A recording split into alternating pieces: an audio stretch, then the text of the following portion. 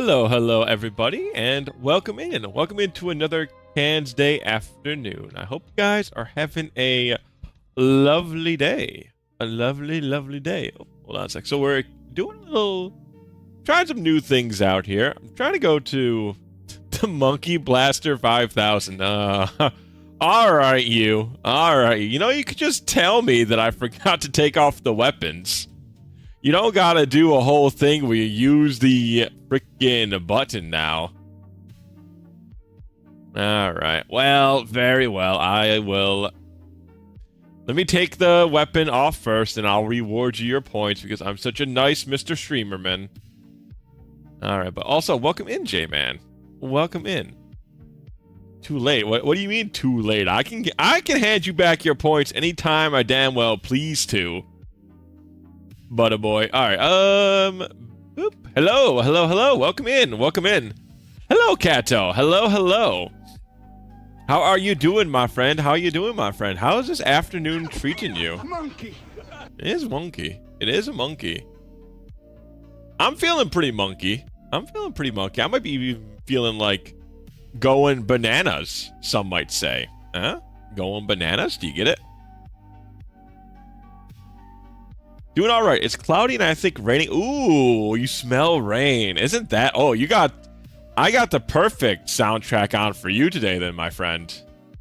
Nothing like, at least for me, nothing quite like some vaporwave to really go with that kind of, not somber, but it's kind of just like a relaxing sort of This shit is bananas. Afternoon. B? A-N-A-S. Okay, you got me before I could even do it. What the hell? Why was I... Hold on a sec. I see. Sorry, chat. I just was really feeling like pulling out my weapon. Okay, that should be better. That joke is so low, it's beneath the ground. That is where I thrive in. That's where I thrive in, apparently.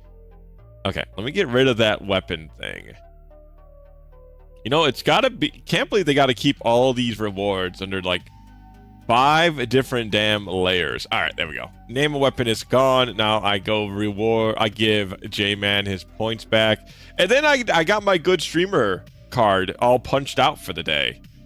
I can put a little punch card on me being a Mr. Good Streamer. Rewards request. Deny his monkey blade. Where's the monkey blade? There you go. Reject the Monkey Blaster 5000. See you later, Monkey Blaster.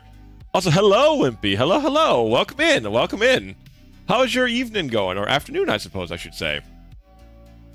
Hello, Evie. That is her typical... That is definitely a very Evie hello. It's coming in saying something was terrible. I kid playfully, of course. Evie. It's good. I'm glad to hear. It's been a long day, chat, so I figured I'd put on the relaxing playlist. What the kids would say, that's a playlist to vibe to, right? That's what the kids would say nowadays. They're always talking about the vibes, right? No, I agree. That's me. See, I got you dead to rights. But I didn't mean any offense, which still works. So my whole sentence still works just fine. I'm vibing and I'm a kid. Okay, there you go. I think that's enough of a sample size to call me correct. I think a sample size of 1 is the typical, like, sample size scientists use, right? Are there any scientists in chat? Can we get a confirmation on that? I'm pretty sure I'm right, though. I don't think you need a bigger sample size than 1. Oh, this... You know, usually I really like the driving job, but man, it's just... This is the holiday week, so people are crazy on the road, and then I had to stick extra at work, and so I just got back here in time to eat dinner and then turn on the stream. So, apology, you know, I should still be good, though. I'm thinking. No scientists in chats, only Unga. Well, I suppose, you know, but what? Well, hold on, the monkeys in Planet of the Apes. There's scientist monkeys in there, right? I feel like there's scientist monkeys in there. Aren't they like smart monkeys? Before we have the discussion, we're not bringing up the polar bear and the ape again. You know, that's just not what I'm feeling like right now. I'm just saying the monkeys are... I'm pretty sure in the Planet of the Apes, there's like scientist monkeys and whatnot. So I feel like there could potentially be some scientists in here. Also, what do you have to do to be a scientist? Do you just have to be in a field of science? Does that grant you the title of scientist? Or is there like a special thing you need to become a scientist? Do you just have to do science? How does one do science? No? Hey, the Kongs also have rocket barrels and barrel-based vehicles, and they have machine guns that when they shoot you, they're gonna hurt. So, I mean, I feel like there's got to be some real engineering behind that. Because if it just shot you and it didn't hurt, then that would probably be some bad design. But if it shoots you and then it's gonna hurt, obviously somebody knew what they were doing behind the scenes when they made this stuff. At least that's what I'm feeling like. I'm thinking that's a big true though. I'm thinking that's a big true. Honestly, you know... Oh, hello, Shino. Hello. Welcome in.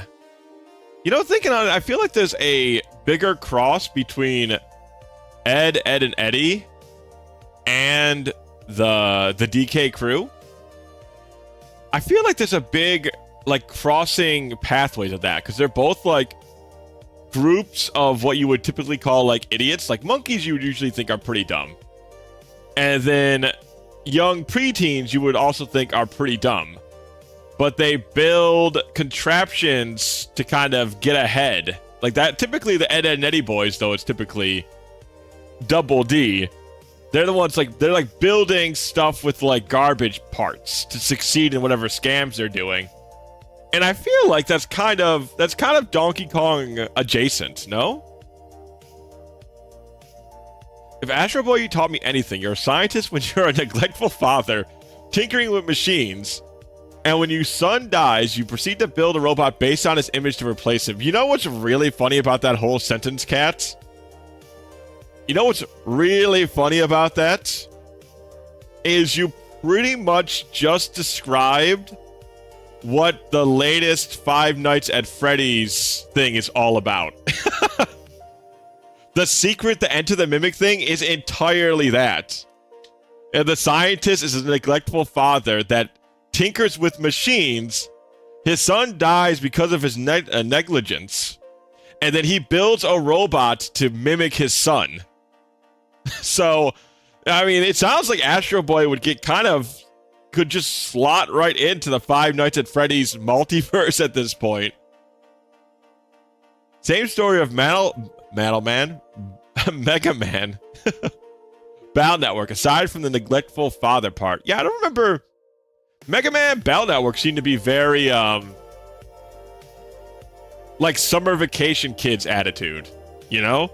Like, it feels like the parents are there and they care, but it's like a summer adventure, you know? It's like a summertime adventure sort of thing. So you're telling me the new 5 Evenings at Frederic Fazbear's was secretly an Astro Boy game? It very well could have been.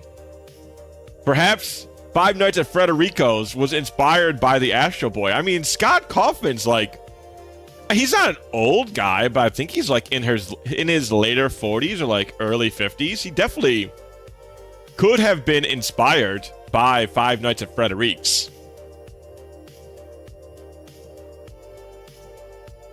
Oh, no, don't worry too much. You know, I feel like I know you guys really love your Mega Man story, but I never feel too invested in the story of Mega Man. Like, it's good, but I don't feel like there's plot twists enough to like really engage and, you know, like pull me in by the lid.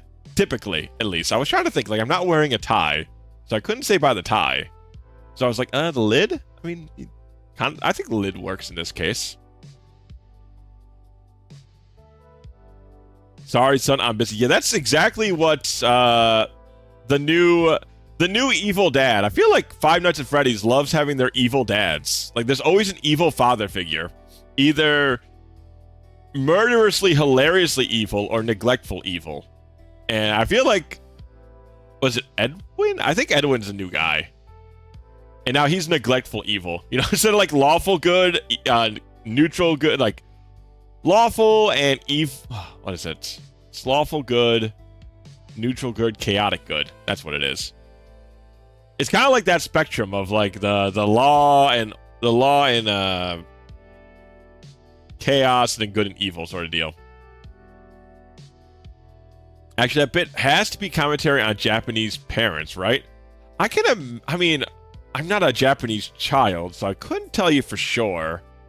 But I do imagine with like a work culture that Japan has, I assume it's a lot of Japanese kiddos probably went through a similar experience, right? I wonder if the Japanese had like the nuclear family of the United States. I wonder if they had a similar thing where the mom would stay home and then the dad would go out and have the job, and like the mother would be stereotyped as the caregiver. I wonder if Japan also had a similar thing. I know Japan typically copying American thing isn't the correct way to describe it, but they follow suit a lot. The two cultures kind of follow suit. They 100% do. I see. I do wonder if that's common everywhere for a time period at least. I wonder if places in Europe also had the nuclear family, so to speak. You know, like the mom, dad, the two kids, and the dad works, and the mother's a caretaker. I wonder if that was also like a big European thing at the same time. I kind of assume, but I don't know, seeing as I was not... Back then, I was not a parental figure. I'm not a parental figure now, but I wasn't then either. It's kind of interesting to think about, though.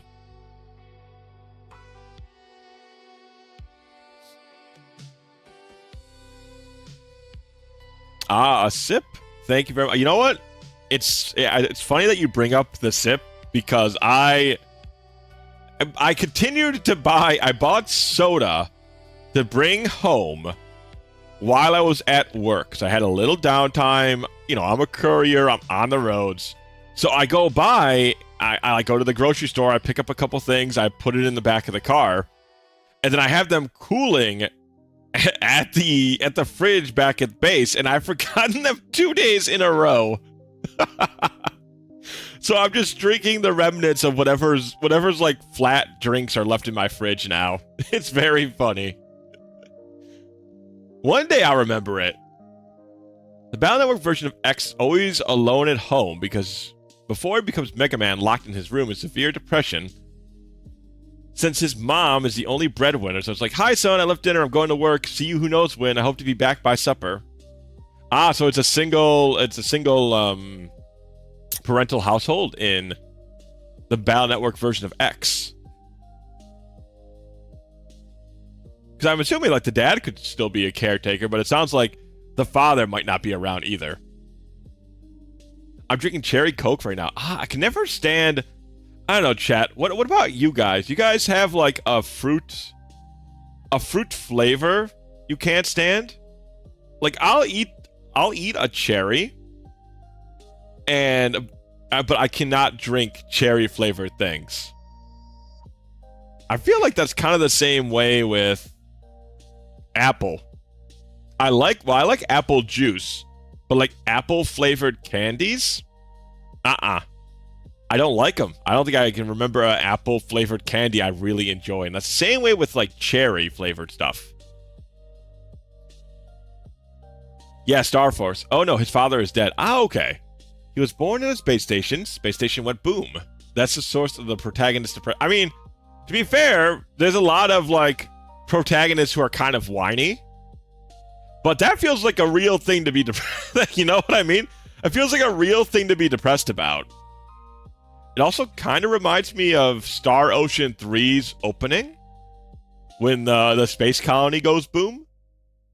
But no, it's not a space colony. Well, it's a space station, but it's like in the future where the space stations are like vacation stations. Hey, that even rhymes. A lot of fruit-based candy always fail the flavor. Yeah, and I feel like maybe they make it too sweet. Like, if I'm eating an apple, yeah, an apple is sweet, right, chat? Like, an apple's sweet, obviously, but I feel like an apple candy is just either too sweet or maybe a little too tart. Like, they just overwhelm the flavor.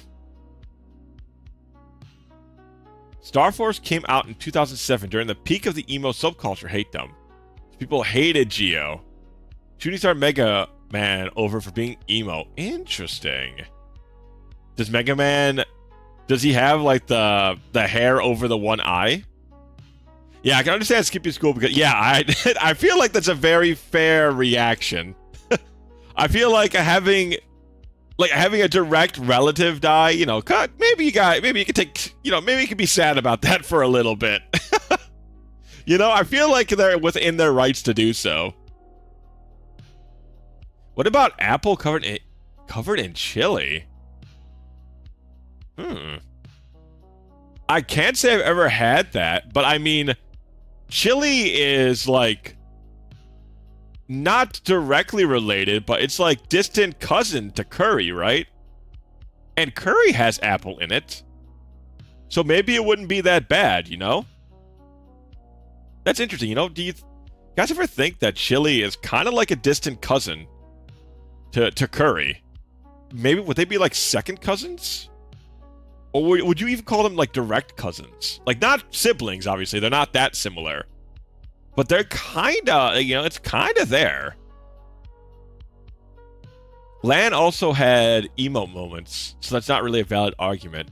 So Lan is the character from Mega Man Battle Network, yeah? He actually doesn't look like I did not read any of that proper. Let me try again. English is my first language, by the way. He actually doesn't. He just is either locked in his room or going out at night with his father's glasses to look at the stars and network waves. Oh, that's a very sweet but sad little moment. Maybe I'll like, you know, I like Mega Man X a lot more than I like Mega Man. Even though I am definitely growing on the Mega Boy. But maybe that'll be the same. Maybe that will transition to the Battle Network series. Maybe I'll end up liking the Mega Man Star Force, you guys said it was? Maybe I'll end up liking that a lot more. Lan is from Battle Network, yeah. He's mostly a static show and... Oh, okay. Wasn't Geo homeschooled? Ah, Geo is the name of the Star Force protag, right? See, I'm learning. And they tell you old can't learn new tricks. Star Force is kind of like the Ava of Mega Man minus the I cloned your mom. You know, I've never watched Ava, chat. I don't think I ever will, because I think I've talked about this before. But when a lot of people hype up something, like a show, a book, a movie, a game, the thing doesn't really matter. If somebody hypes things up a lot, it makes me build expectations so high that the media can never really live up to it, so I end up disliking it a little bit more than I naturally would. You know, this only happens when it's like a large group of people. But and I feel like I can't give Ava a fair shake, honestly, because it's been overhyped to hell and back. And I'll probably just end up going like, that was okay. Or, I didn't end up really liking it. I can't imagine myself loving it. War with Aliens, although I don't remember if the enemies were called angels in Star Force. Huh, so you're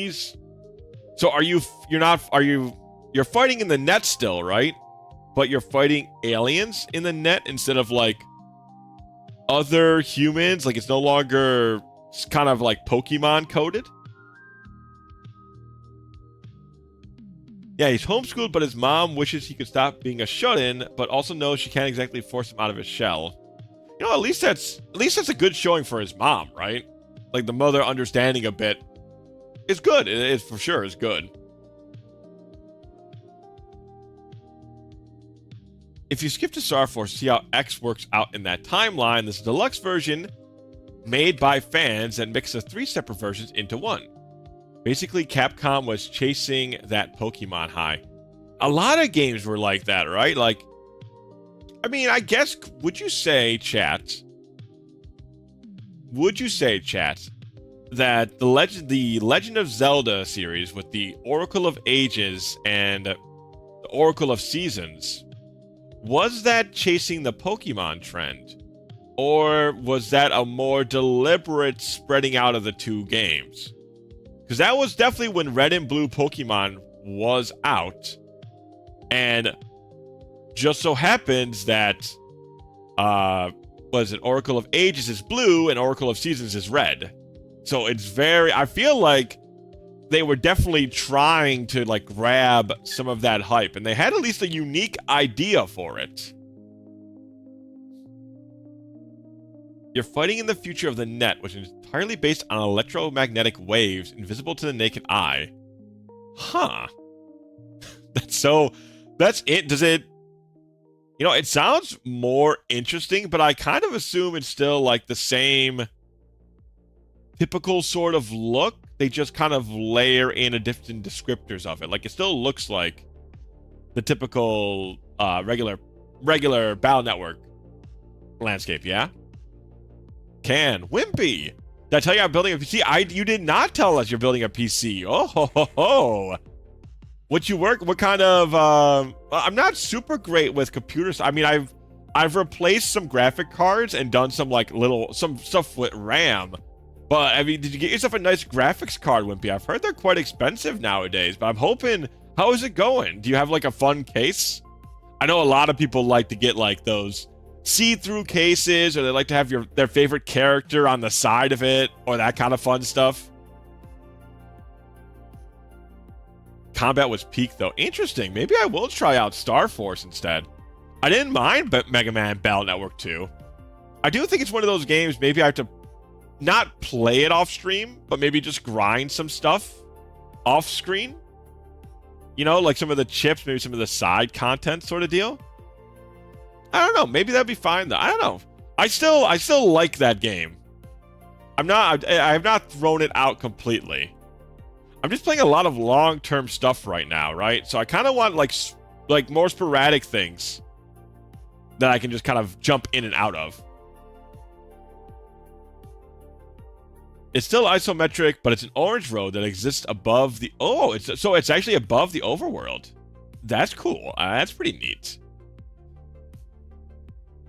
Josh helped me pick out stuff, but I do have a cute case. It looks like a strawberry milk carton.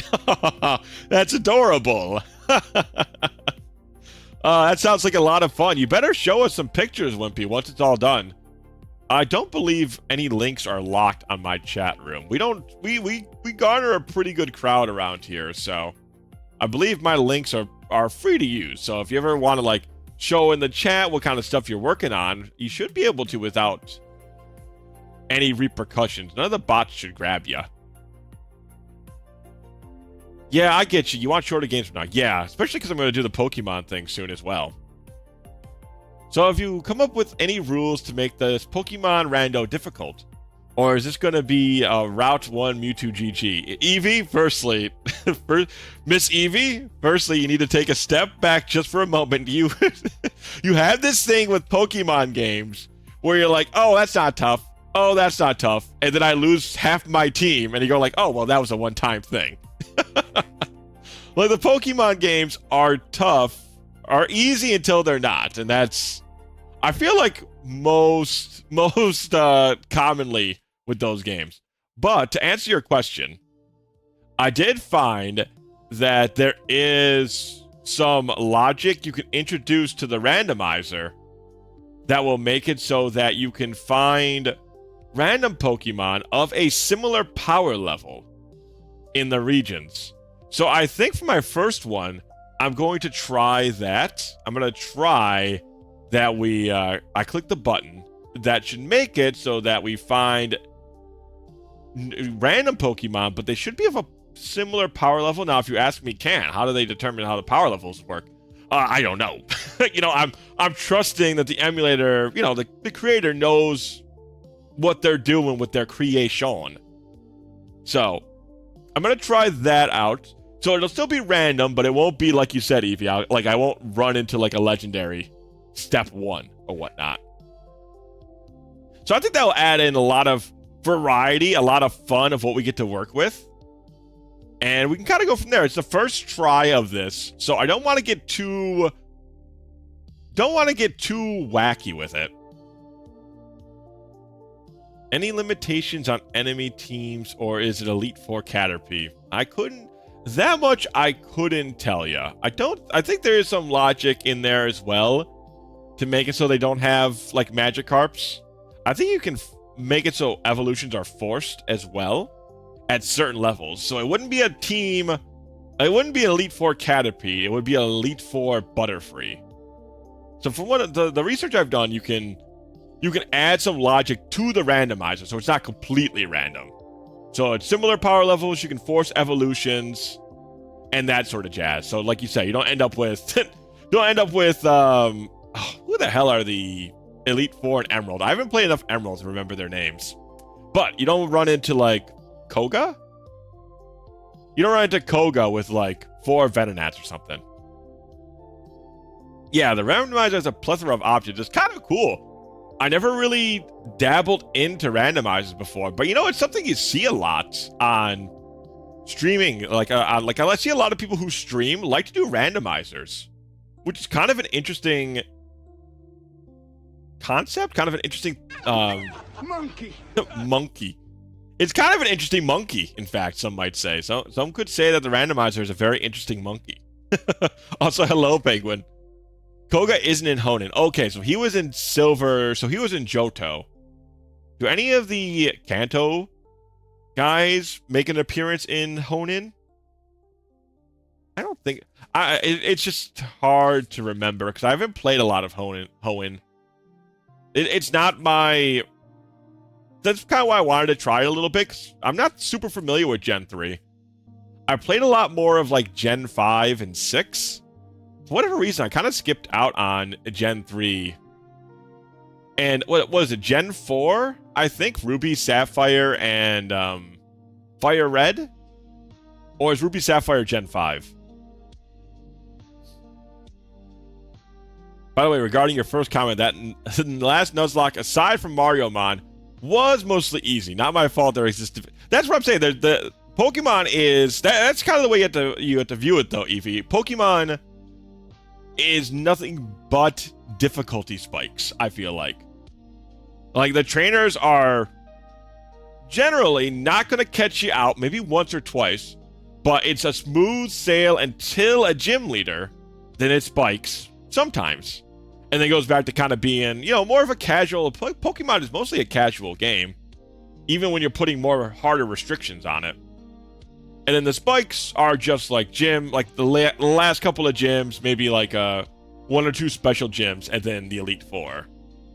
But I feel like Pokemon's nothing but spikes, I feel like.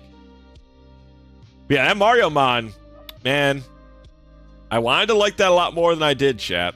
I wanted to like that a lot more than I did. But they really did too much with it. They kind of went out of their way to make their own game with the Pokemon skeleton, instead of just adding some of their own touches to the Pokemon creature, if you're picking up what I'm putting down. Well, he's in Gen 1 and 2 basically, and the remakes. That's Gen 3. Is Gen 3... Okay, so Fire Red is Gen 3? Because it's Gold, Silver, Crystal. And then it's Ruby, Sapphire, Emerald, and Fire Red. Okay. And Fire Red, Leaf Green. Okay. That's a smidge boring, don't you think, for a challenge game, I mean? Well, the thing is, it's still... I feel like the gym leader fights are still very exciting, especially the Elite Four. And plus, it's still fun to see what the person's going to end up collecting and training, I think. There's a lot of fun to be had in just kind of seeing how the game unfolds, and then the kind of wild things that pop up as you're going through it. And then of course, like the last fights are always fun, I think. Technically, Fire Red and Ruby, Sapphire, Emerald, it's all Gen 3. Wow, that's kind of weird. I hate saying this because I'm the plays the same game formula with slight changes franchise fan guy, but Mario Mon did become tiring by the end stretch, like in an ending. Yeah, that's definitely the issue, I think, Mario. They really wanted to stretch out their playtime longer than they had fun ideas for. Especially the end dungeon. It was just like... it was like an empty dungeon that you had to get like a special surf TM to traverse. And then you had to collect a bunch of keys while battling trainers en masse. And it's like, you know, you kind of... This was interesting for a little bit. And then it just... You just kept going. Like, you went too much. Also, ooh, yeah. Gale of Darkness would be cool, I think. I've never played Gale of Darkness, so I'd be kind of interested in playing that one out. My interest jumped off a cliff with Captain Toad or whoever that alternative character was. I think it was Captain Toad.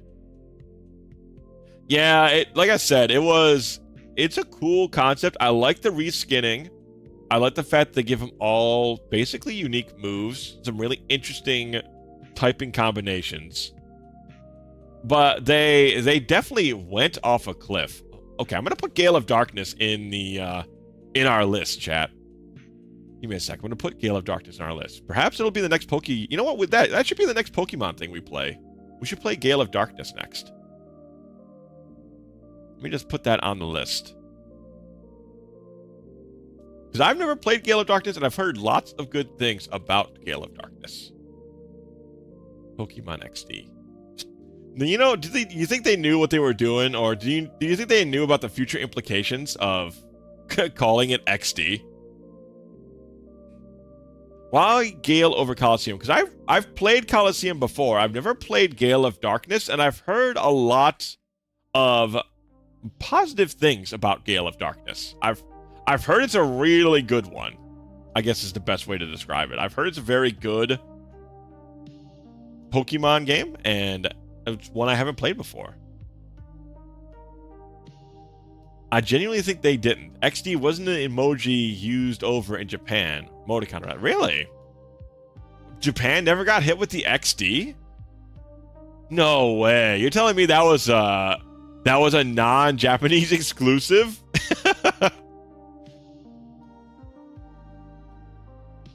Killer 7 used the text emojicons used in Tuchan. Man, that's kind of crazy. I always thought when I was a kid, I thought that the emoticons, or whatever you want to call them, that they came from because they looked very anime-esque. So I just assumed naturally they came over from Japanese users of the internet, the series of tubes, as it were. That's kind of crazy.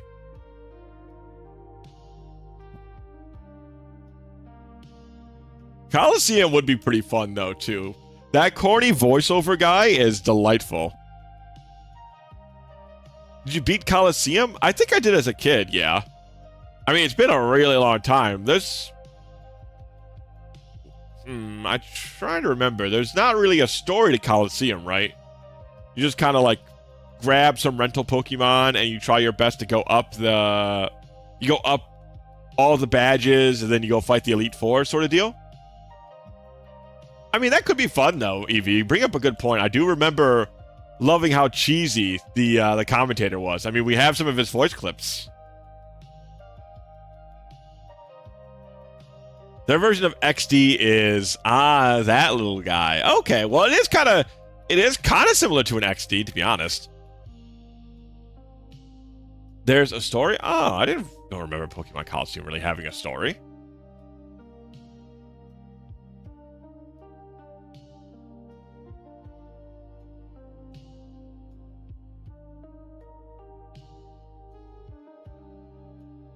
Oh, okay. No. Okay. I was confusing I was confusing Stadium with Coliseum. Yes, that's it, even. Yeah.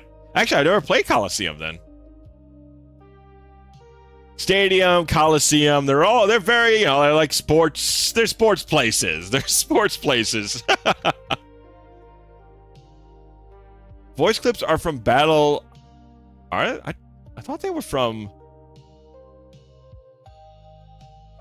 I'm pretty sure some of them are from, like, whoops, that missed is from Pokemon Stadium. And There Goes the Battle is also from Pokemon Stadium. KO'd by one hit should be from Stadium. I do like that one, Cat. I do like that one. They're very cute. They're a little bit intensive, but they're very cute. I suggest that one because it's chronologically first. Is it really that important? Is there really like that much of an overarching narrative between the two games? So Konami from Lucky Star was made because of this emoticon. Oh man, Lucky Star. Man, was that like... You had to be the right, like, too old, too young for Azumanga Daioh. Then just right for Lucky Star. And what's the current one? What's after Lucky Star? What was like the cute girls doing cute things anime after Lucky Star? Because it was Azumanga Daioh, and then it was definitely Lucky Star after that. They're very much influenced. I would say Nichijou really isn't that. K-On? Wasn't K-On... K-On was definitely cute girls doing cute things, but they kind of had like a... Was it a little bit of a drama? Or am I just thinking of it incorrectly? I always thought there was like a little bit of drama to K-On. Like they were trying to like be a school band and then school was ending. Or, I mean, I've never seen K-On, so this is just kind of stuff I've inferred. I think K-On, Idolmaster, and Love Life. Love Life. Okay, now that one, I think.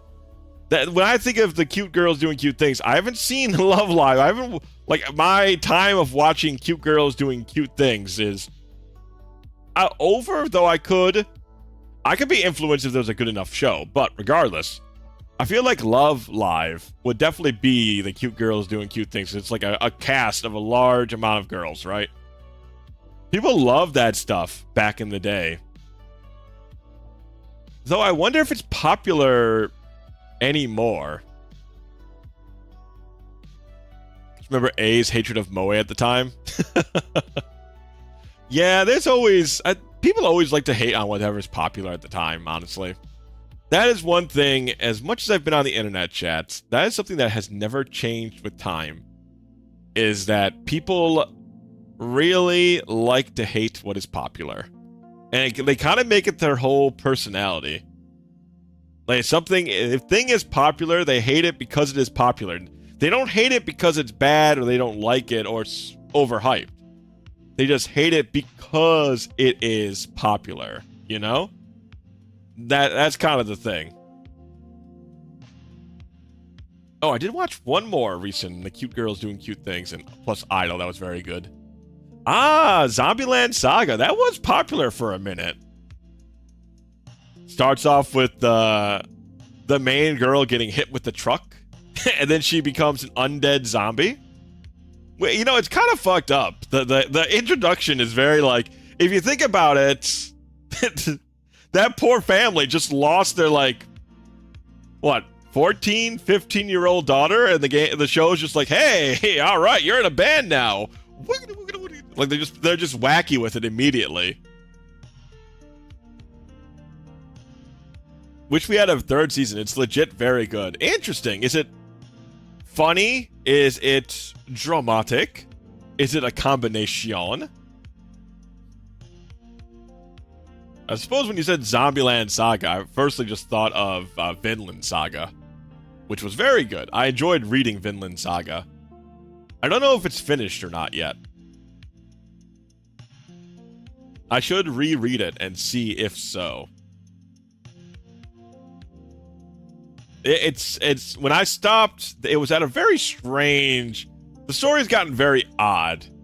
I've gotten past the farming arc, quite a bit past the farming arc. A lot of people drop off at the farming arc because they expected a different show.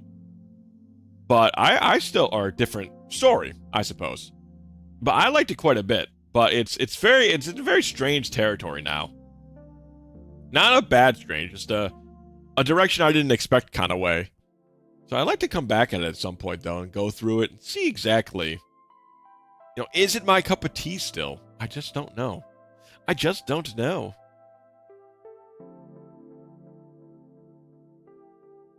Man, now this is the life. I could just sit back, chat with you guys, enjoy the sounds of Vaporwave as we just slowly walk through the toy shop in the mall. I hope the volume should be good, right? The volume, it's still a very, you can hear the track properly, right?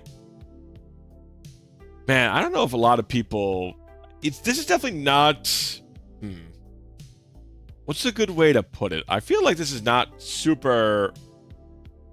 Vaporwave is not as popular. I don't think it's ever been super popular, but I don't think it's a very popular genre. It's very, just kind of relaxing, chill, musical. A lot of people get, Now, listen, I shouldn't make fun of... Listen, I'm in the middle of talking, Fresh Prince of Bel-Air. Excuse yourself. Will Smith, he thinks he's rich and he can just do whatever he wants. He thinks he can just interrupt me in the middle of my dialogue. Now what was I saying before Will Smith interrupted me? Something about Vaporwave. It's not very it's not super popular.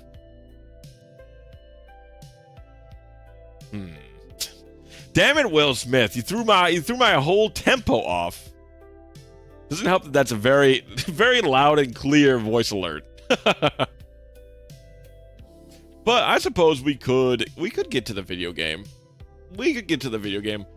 It's been a long day, so I don't know if I'll do my full usually I go for close to 4 hours. But I don't know if I'll be doing that tonight. It's been a long day. But I don't know. I do like Ape Escape. It's very fun to catch those monkeys. So I'll just put on the ads, get them out the way, and then I think we'll go catch some monkeys. We'll get our nets out. We'll capture some apes. Let me just run these ads, get them out of the way.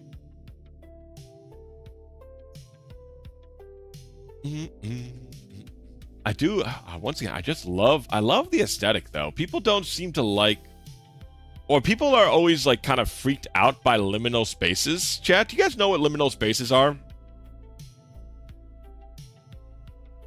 The idea in a liminal space, the kind of the core concept of it might not be the exact definition, is it's a place that looks like there should be a lot of people, but there are none. So an empty classroom, a city, a street, a town. A street with a bunch of houses, but there's nobody there and the lights are on, sort of deal. Or empty office buildings. The most commonly used liminal space is the back room sort of deal. I like liminal spaces. I do too. I don't find them terrifying at all. I find them very relaxing. The concept of you, maybe it's just the introvert inside of me. But the concept of you being alone all by yourself in one of these well-lit, very humanity-friendly places that you just kind of get to explore all by yourself at your own pace. I don't know, that concept seems a lot more fun to me than it does frightening. Of course, the idea is that you'll run out of supplies, right? These places are not meant to have food or drink. So the idea is you'll eventually walk around until you just kind of perish from natural causes. You'll probably die from dehydration long before you'll die from starvation. So that's kind of the horror, I guess, in it, is typically they're seen as no way outs.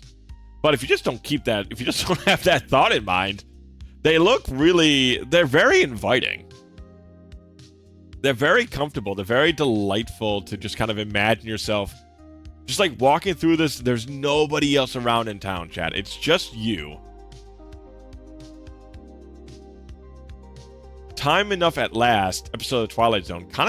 That's a good point. That's the one, J-Man, where he gets like, I forgot if it's teleported or, but he gets sent into a world. I think it's supposed to be like after the bomb goes off, right? Or is he just teleported into a world where it's just him and his books, and then he drops his glasses, and then he can no longer read. The idiot didn't think of just looking at the books really close. But I digress. That concept I really like, though. I think that's a really fun visual, a very fun kind of mental exercise to kind of put yourself in the shoes of somebody who just gets to explore this beautiful area all by yourself. It's man-made. It's made for you. Not for you personally, but it's made for your species. And you just get to walk around, look through all these places. You get to explore, go in like the back areas of places you never could be in. I believe he's in a bank when a bomb goes off and he's the last one alive. Yeah. I think it's supposed to be like the bomb. I think it's supposed to be like a nuke or something. At least that's how I always remember/envisioned it. He remembers his "It's not fair" scream haunted me as a kid. I feel like I don't think I've seen that. I don't think I've seen it as a kid, Lepin. Or Lepin? But yes, I don't think I saw it as a kid. So I feel like I've seen that satirized so much that it kind of, to me, I think of it now as kind of a humorous thing because it was such a popular episode of the Twilight Zone back in the day that it got satirized to hell and back. You know your thing's popular when the Simpsons decide to like make a little joke or they satirize it in some sort of way. But there was a lot of good Twilight Zone stuff. Did you guys ever see the there was another show, Tales from the Dark Side? Was that it? There was another like kind of, wasn't a spin-off, but it was another show that kind of wanted that same concept. And so they started telling their own stories. I just remembered as an early Sunday morning rerun on some random cable channel we had growing up. Wow, that's pretty cool, though. Like, being able to actually get the Twilight Zone, even if it's a Sunday morning rerun, that's pretty cool, though. Usually rated within the top 5 episodes. I bet you another one of those. I bet you a couple of the other ones that are super high rated is the one where he's like, they see everybody as pig faces. And then the other one is the boy who sends everybody to the cornfield. Tales from the Crypt Keeper. No, I wasn't thinking of that one, but that is also, you know what? That's a good point, Laban. That's actually pretty similar, right? It's just a more horror aesthetic. Now, that scared the hell out of me as a kid. My father let me stay up one night watching it with him. And I was a good Christian boy. And that I was not ready for what the Crypt Keeper had in store. And I was deathly terrified of skeletons for like a long period of time. And of course, the Crypt Keeper's like you say, a walking skeleton. So it scared the hell out of me. Well, you're thinking of Outer Limits. Maybe. Let me look. Speaking of the Simpsons and scientists, isn't Professor Frank? Was it? I thought it was a Frank or Frank. Debut episode was with him pitching a super death laser to Mr. Burns. That sounds that sounds about right. Outer Limits, Twilight Zone. Outer Limits, 1963 episodes. I don't know if it's Outer Limits. I thought it was Tales from the Dark Side. Let me see if I can look up Tales from the Dark Side. Yeah, okay, it was Tales from the Dark Side. I remember this image all too well. Oh, I look at the image that here it is. Perfect. Hold on, chat. Let me show you. Professor John Frink. John Frink. He always had kind of a lisp to him, right? So maybe that's why I always thought it was Dr. Frank. Yeah, this was it. Tales from the Dark Side. This one I remember liking a lot. It was very like Twilight Zone adjacent. It was in the 90s, so I feel like Twilight Zone either started to peter off, or maybe it wasn't on syndicated television so much, and then so they went for something that was very similar to the Twilight Zone. Play the opening. Okay, hold on a sec. So opening, youtube.com. Tales from the Dark Side opening. Tales from the Dark Side intro. Okay, hold on. Let me just make sure my extensions are proper. Did you guys also run into all of the ad blocker nonsense that they've been trying to change? They're definitely trying to make it so that ad blocker doesn't work quite as well on YouTube/Twitch as it used to. The very distinct opening. Okay, I got it. I think I got the opening right here. Which one is going to be in a higher quality? I think this one's going to be in a higher quality.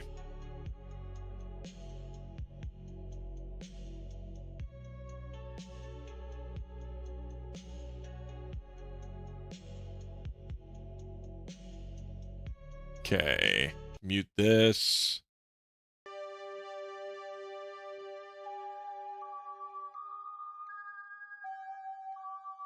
Oh, yeah, I remember this intro jingle.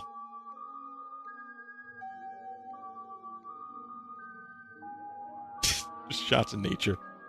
Man lives in the sunlit world of what he believes to be reality. But there is God, of course. Hold on a sec. See, that's what I mean about this nonsense extent. Hold on a sec. Grab you over here. I gotta mess with extensions. So annoying. They had to change all the ad blocker nonsense. Okay, let's refresh that real quick.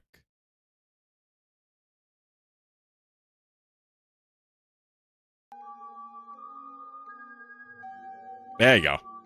It should be back now. man lives in the sunlit world of what he believes to be reality. I do like that. It's just pictures of nature with his creepy voice. There is, unseen by most, an underworld, a place that is just as real, but Why is it? Why must it be like this? All right, one more time, and then I give up. But there is, unseen by most, an underworld, a place that is just as real, but not as brightly lit. Okay, I think it's working now. Dark side. See, they just flip and inverse the image. But yeah, Tales from the Dark Side, very cool. If you guys ever liked the Twilight Zone stuff, it's very similar, very neat stuff. You can have lunch, but man, sometimes something I love is old school horror stuff like the Universal Monster Canon and the Hammer movies. I don't know of the Hammer movies off the top of the dome. Interesting, the Hammer movies, you say? All right. Let's get into the video. Let's get into the video gaming chat. Hammerfields was a British studio. Huh. Oh, wow, it's perfect. This is ending right now. All right, I'm just going to put music on while we get over here. It should be... I think I just got to turn the music on here, and then I think we're ready to go.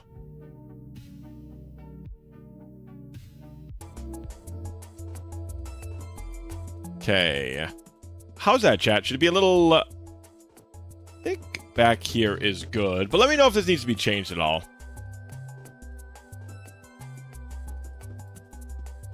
So I love all of these horror analogs. It's been a really I've gotten a lot more into horror as I've gotten older. I think I was just really scared of it as a kid. It's Gucci. It's Gucci. All right.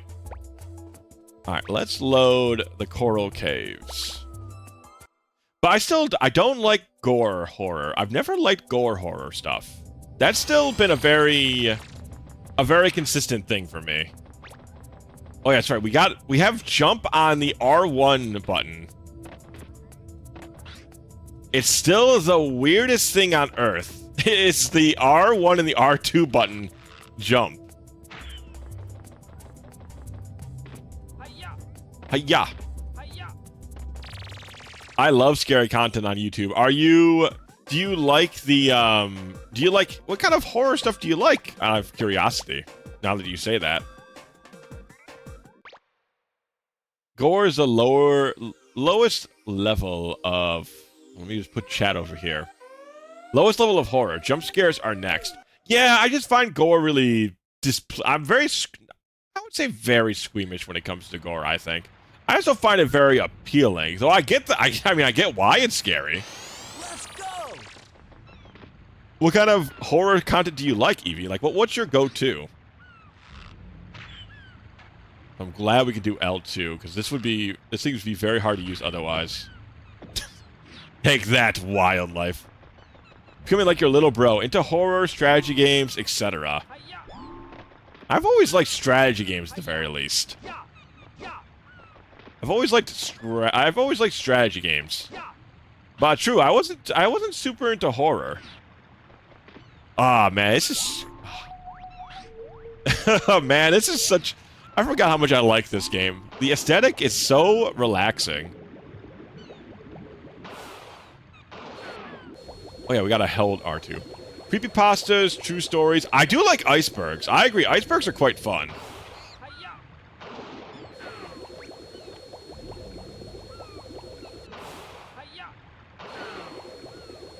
I don't think this is the way we're supposed to get up here, but it's the way I'll be getting up here. Maybe it won't be?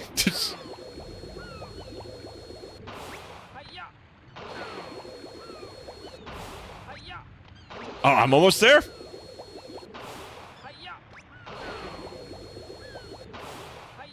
Come on. There we go.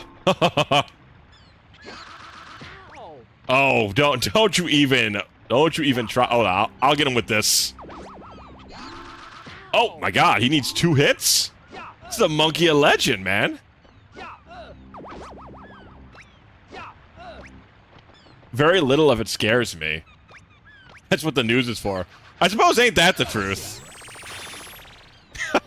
He couldn't handle my rotating net attack. Listen, I'm pretty sure it's not the way you're supposed to get this. If I had to be so bold as to guess. Oh, hold on. Sorry, chat. I have to get out of just chatting. We have to get out of just chatting. We're no longer just chatting. We're now, in fact, Ape Escaping. Let's do retro. Boop. There we go. There we are. Categories changed. Now we're feeling like a real streamer. The spin attack is just too good, man. That monkey was way tougher than me, but he couldn't handle the spin attack. It's become clear monkeys in blue pants are very fast runners. Catch them before they get away. Oh, thanks, Professor. Real useful advice. Yeah, icebergs are a lot of fun. I suppose my favorite iceberg boy, though he doesn't do icebergs as much anymore, is Mr. Windigoon. I love Windigoon stuff. Though he's gotten more onto the, I like to talk about real life stuff and not video game stuff as much. Like he did some like true crime stuff and whatnot, which is still fine. It's not exactly my cup of tea. But it was still, you know, he's a good... It's interesting, chat. I don't know if I would call him, like, a great entertainer. But he's a very relaxed guy, and I feel like that caused a lot of people just to like him right off the top. Damn it, I almost got him.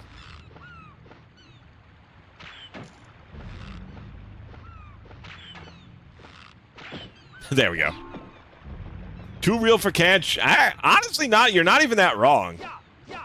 You're not even that wrong.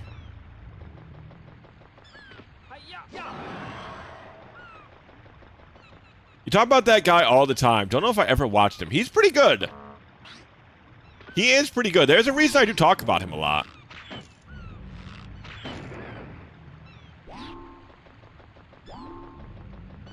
Oh, hold on a sec. The hunter slowly crawls towards his prey.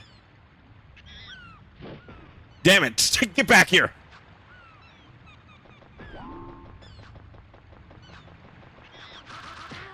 With big craters come allegations. So far, he's been pretty clean. Not that that can't change, of course. But no, he's also seems to be like that guy that everybody likes. Oh, God.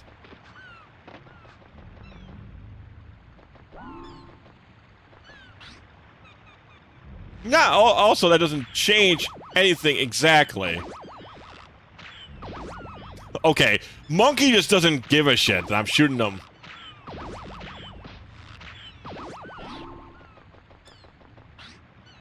I wish I wasn't on one fucking cookie. This monkey's gonna shoot me, and I have no counter to being shot at.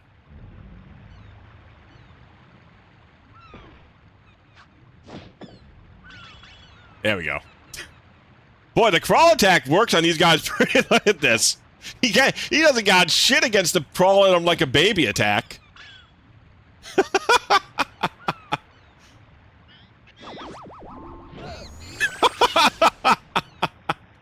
That's so good. They can't handle you crawling at them like a fucking baby. It's just beyond their they can't handle it. It's so good. Being liked by everyone is a red flag. It makes me wary of those who stand for nothing. I don't know if it's that. I think he's just like he's a very easygoing kind of guy. I think that's what makes people like him. He's just kind of he very much, whether or not he is, he very much shows himself as an everyman. And it comes across very naturally, like so. But not like I could, you know, I ain't really trying to defend the guy. I don't know him at all. So, I just like his stuff. I like a real crime, paranormal events, strange and fascinating history, but it's I'm about to say if it was about stuff in Spain, I'd be very curious about it. But if it's in Spanish, that unless it's a translated version, it makes it hard for me. Okay, can I just fucking hop on the turtle? Please. Alright, get going. Oh, yep. See, chat. I told you. This was how I would get to the monkey. I just fucking brute forced it like I usually do. Because I'm such a smart cookie. All those things too, Cat. Probably the paranormal events, least of those. I'm a See, I like paranormal events the most. That's the most fun to me. They're such a fun concept to go into. Oh my god. I mean, digestive acids? It doesn't seem to matter. I'm invincible.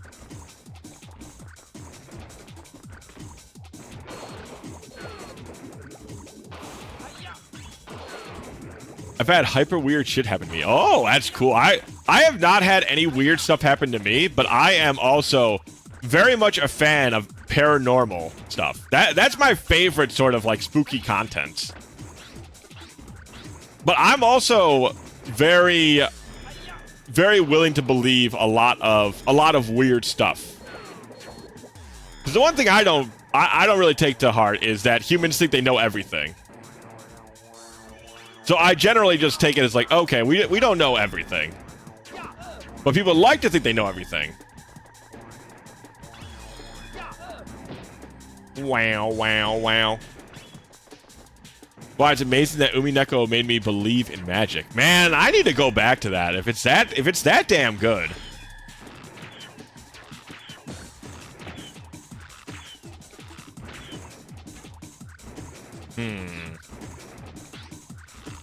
what the hell I'm shooting at, chat. What do you guys think we're shooting at? Are they like single-celled amoebas? Is that what they're supposed to be? I mean, we ain't that damn tiny. Can't type a lot, but a big one is when me and my friend witnessed doppelganger for not. Ooh. Kato, if you have a good voice too, Kato. You should try maybe making a trying to make a spooky video about the stuff you've encountered. People might like hearing about that, man. It could be very fun. I mean, I would like to hear about it. If you ever wanted to like write a script about it, you've made some good YouTube videos before. It might be fun to try your hand at writing a script about that. I have a good voice. Yeah, I think you have a good voice, Kat. You have a very friendly voice. I wouldn't call it like a radio voice, but I call it you have a very welcoming voice. So I think it would make for good YouTube stuff.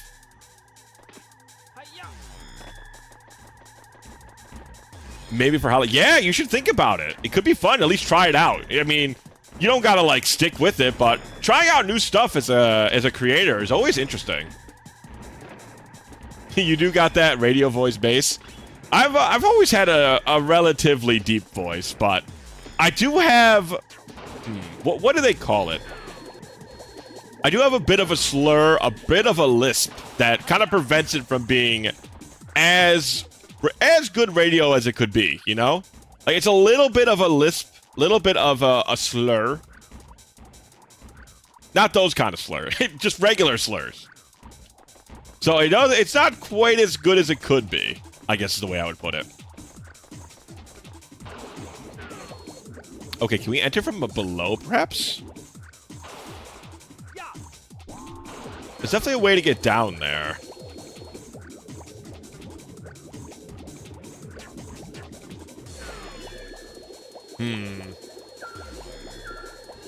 No, I don't think...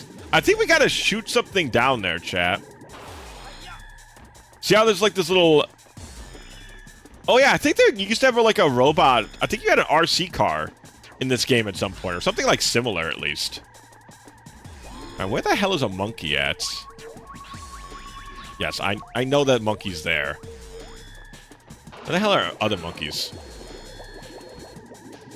I am curious, although I'm the type who will attempt to challenge paranormal phenomena. I think it's just kind of fun to just like... That's the way whether it's real or not, if at least it's like a fun thought experiment, I'm usually down for it. I find myself often saying, yeah, they didn't... See, you guys are missing the point. It's just kind of supposed to be fun, too. Not everything someone has to say is like 100% the truth. If it's kind of fun and you can put yourself in the... Like, if you can visualize yourself as the character in the story, it's a lot of fun that way. Not everything is like, you know, even if they're telling a story, sometimes you're just telling a story because it's, you know, it's entertainment. It's fun to pretend. That's the way I usually look at it, at least. Alright, I'm gonna use my crawl at him like a baby technique. It's virtually undefeated. Okay, never mind, it's been defeated.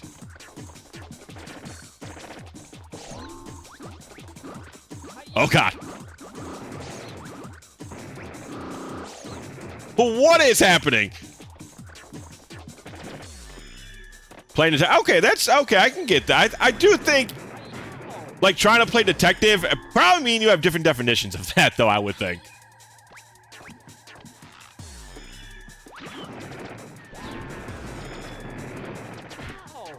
Yeah, get your. Ah, yeah. Oh, that's so annoying. How the hell am I supposed to hit that guy? He sees me a mile away. Hold on. How do we go, like... Yeah, okay, that's how we go invisible. That's how we do it.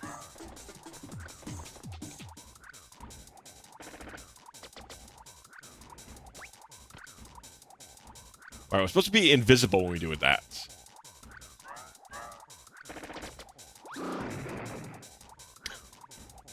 Like I said, the baby attack, undefeated. Okay, come on. You didn't even, like... You didn't even see me.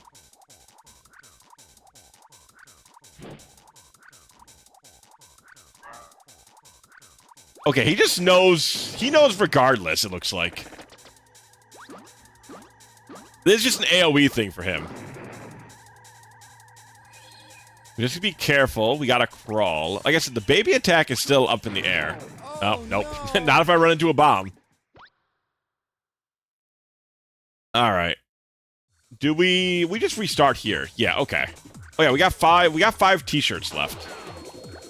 Tell you more about Eevee about the AFK a bit on Magic Eevee. If you read the oldest, most elaborate reasonings behind it from the ancient world, and then read quantum mechanics and quantum physics, it becomes an Ayo, what the fuck? Memento. It is, I mean, what is it, like the... Oh, am I not streaming? Hello? Am my voice gone? Hello, hello? I should still be alive. Oh no, are you still alive? Am I not streaming anymore? Okay. Alright, thanks, Penguin. I was confused for a moment.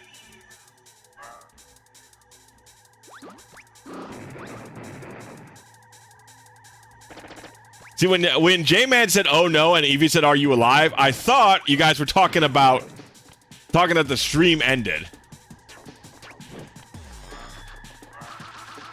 Oh my god, this monkey is so damn annoying. There you go.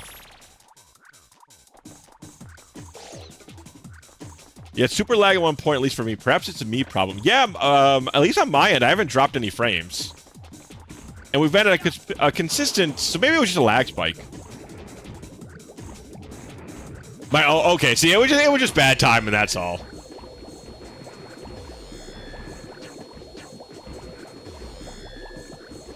Okay. I wanted to dive deep. How do I go down? Spike doesn't want to drown. This sucks.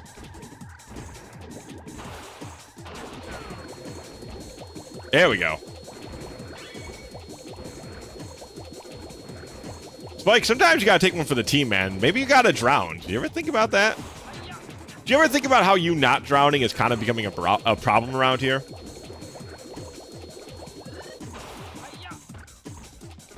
Okay, but let's just see.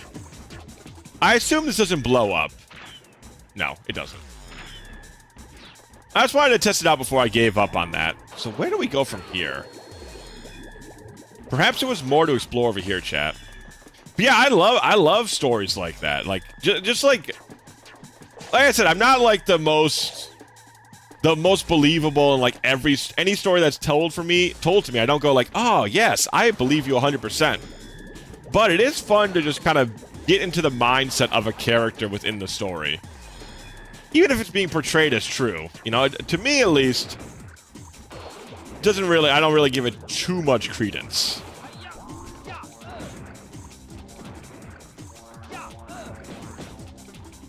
If the story's fun, I can still get into like the picture of it. That's all I'm looking for. Sick world, sick cans. Wow. Can't believe you feel that way, Eevee. I thought I'd been nothing but nice. I thought I was a clean can. According to the scanner, there's a complicated maze in Dexter's body. Don't get lost. Did we name the dinosaur Dexter? Dexter's not a dinosaur name, chat. What do you guys think? Dexter's not a dinosaur name, right?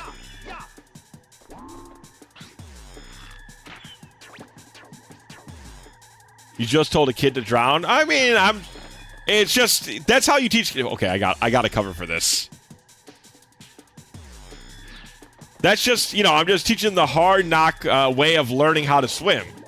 You know, people do that all the time. They throw kids into the river, and they're like, okay, kid, learn to swim or die. So that's just what I'm doing. Wow, wow. Bootstraps, that's it. I'm just teaching Spike to pull himself up by his bootstraps. Maybe he's a Dino Boy Genius serial. That could... I mean, to be fair, a dinosaur, I think, naturally is a serial killer, no? I don't like hitting this thing. This thing's kind of fucking gross, chat.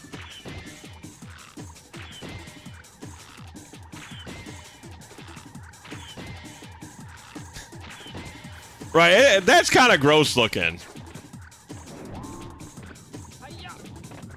That was not the win you think it was. You know what? If it's a win, it's a win. Just like that guy from what was it? Hatuko, whatever. It's Fist of the North Star. Just like that guy from Fist of the North Star says, with dynamite in his hand and a cigar in his mouth. Says if it works, it works. That's an image I think about on the daily, chat. That's gotta be one of the memes of all time that I genuinely always think about.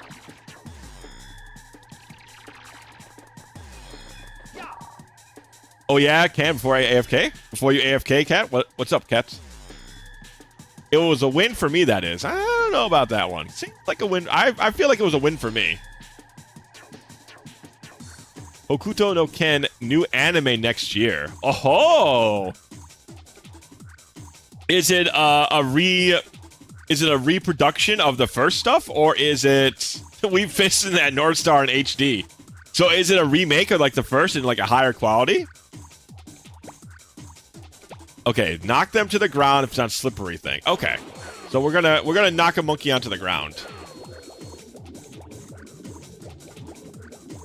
I haven't watched, despite one of my favorite memes of all time being from Fist of the North Star, I have really not watched a lot of Fist of the North Star. What about you guys, chat? Did you guys ever watch Fist of the North Star? Were you guys fisters? I say with a smile on my face.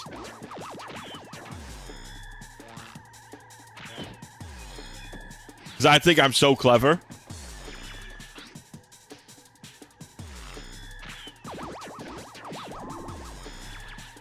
Remake of the first, or rather, oh, that's awesome. That, I gotta check that out. That's gonna be sick. Oh my god, get your stupid monkey ass back down here. Stream is super delayed. Really? Yeah, try refreshing the page, J-Man. It could be something as simple as that.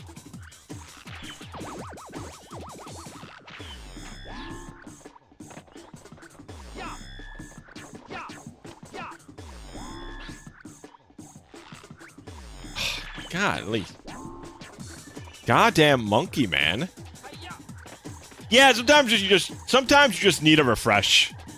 I've done that plenty of times where I'm watching a stream and all of a sudden things are like very off.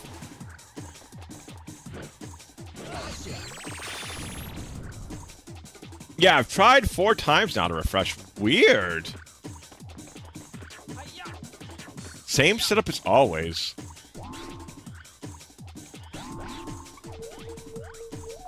I thought there was 2 monkeys. Ah, he's all the hell?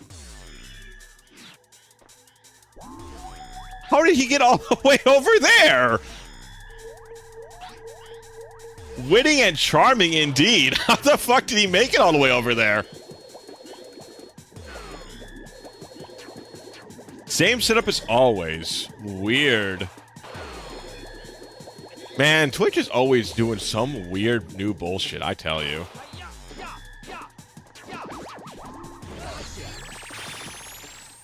Yes. All right, we could have gone a little bit further in that level too. That was a fun level, man. Ah, these platformers are so good. I love this what do you call it, like polygonal aesthetic too. You did great. I still think this style really, really holds up. Like, it's obviously doesn't look, you know, realistic or modern in any sort of way. But I don't know, it's still, to me, it's very charming. The look still super holds up. And plus, you can just get right back into the next stage and just keep on going.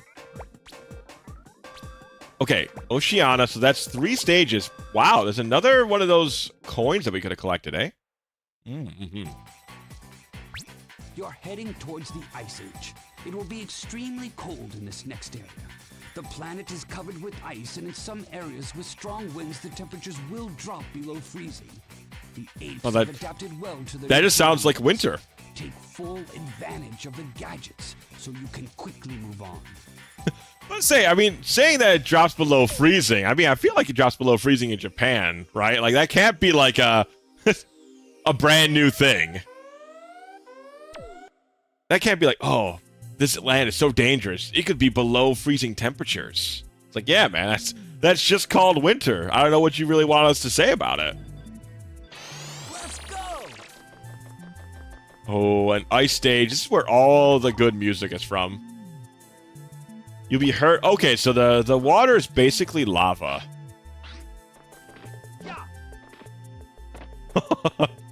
Monkey.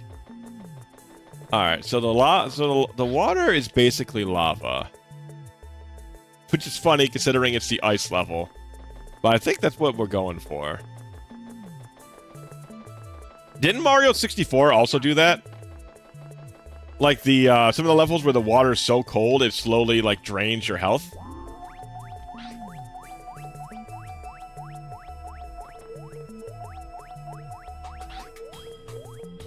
Suffers from a brain freeze. Me and you both, Monkey Man.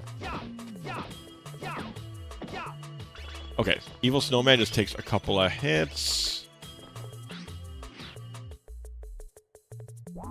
Oh, I'm gonna crawl at him like a baby. It's an unbeatable technique, passed down by the family.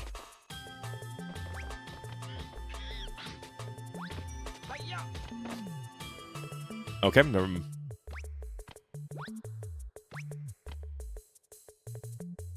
I love how this game doesn't really have a way to counter you with this. It feels like just start crawling on him like a goo goo gaga baby. Oh, okay. Hold on. I'll get you this time. Yeah, like I said, there ain't no. The baby attack is simply too simply too strong.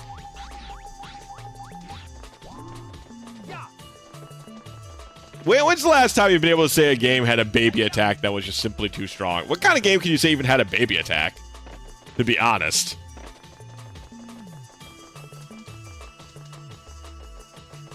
Okay. What the hell is down here? What's up here?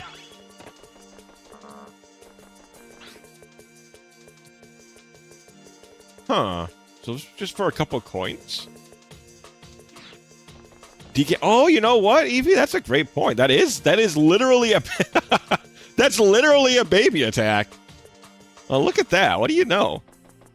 Oh, I guess maybe technically some of the Fire Emblem games, right? Because you use your kids to fight in wars, so that's kind of a baby attack. It's not like a baby, but it's like your character's baby, no? That's kind of a baby attack if you think about it. I feel like that's a weird thing for the Fire Emblem series to have, and I feel like as well, the game probably doesn't give it too much thought, I imagine. Suffers from brain freeze. This ain't getting older and colder. Oh, brother, I feel ya. Let me put you out of your old and cold misery, my friend. Oh, okay, never mind. I can't crawl up this. Oh, I bet you we can run up it though, chat. I bet you this is a hula hoop sort of deal.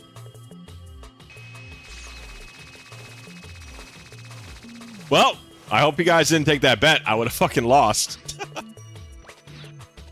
Telling me I can't hula hoop run up this thing? Nope. Alright, very well. There goes my brilliant idea. Guess I'm simply an idiot. Guess I'm simply just a big old dum-dum.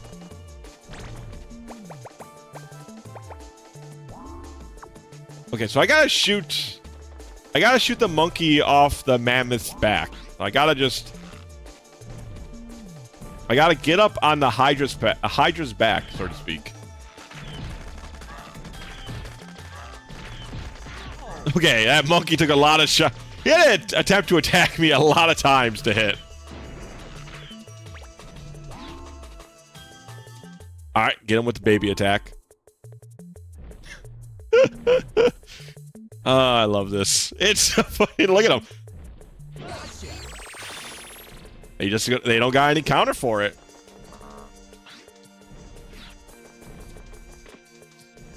Also, I wonder if that mammoth just is a stomp attack, just like a one-hit kill.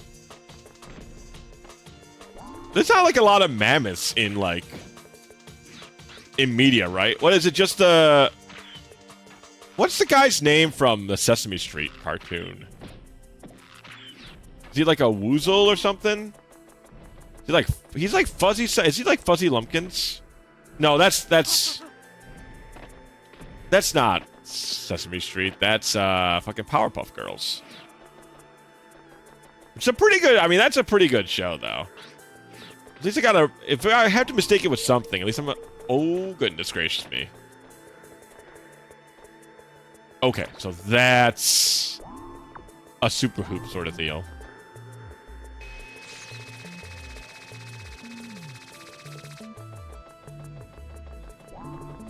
Okay, not really, but it works. Man, I'm trying to use the super hoop in like creative ways, and it's just not. It ain't working out for me. Ate some yellow snow. Man, that's tough. Monkeys sure do suffer. Do you know it's gotta be his fellow monkeys, yellow snow, right? Like that's what has to have happened.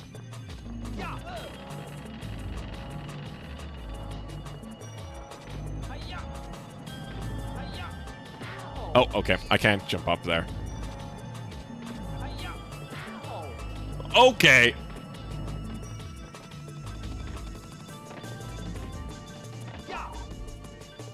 Not now, Grandpa! Looks like this machine is moving the propeller. I think we should destroy this hazardous thing. Like, I'm in the middle of catching a fucking monkey, dude.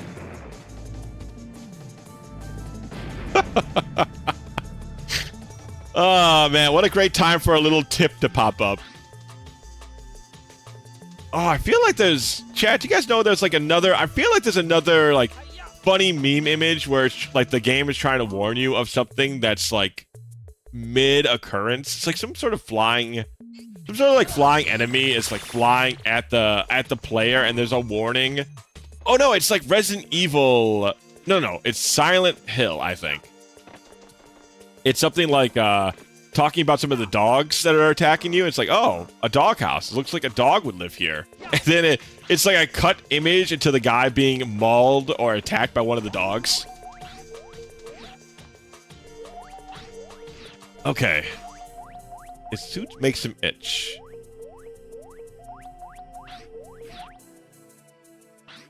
So he's that away. Where's he at? Where's this itchy suited boy?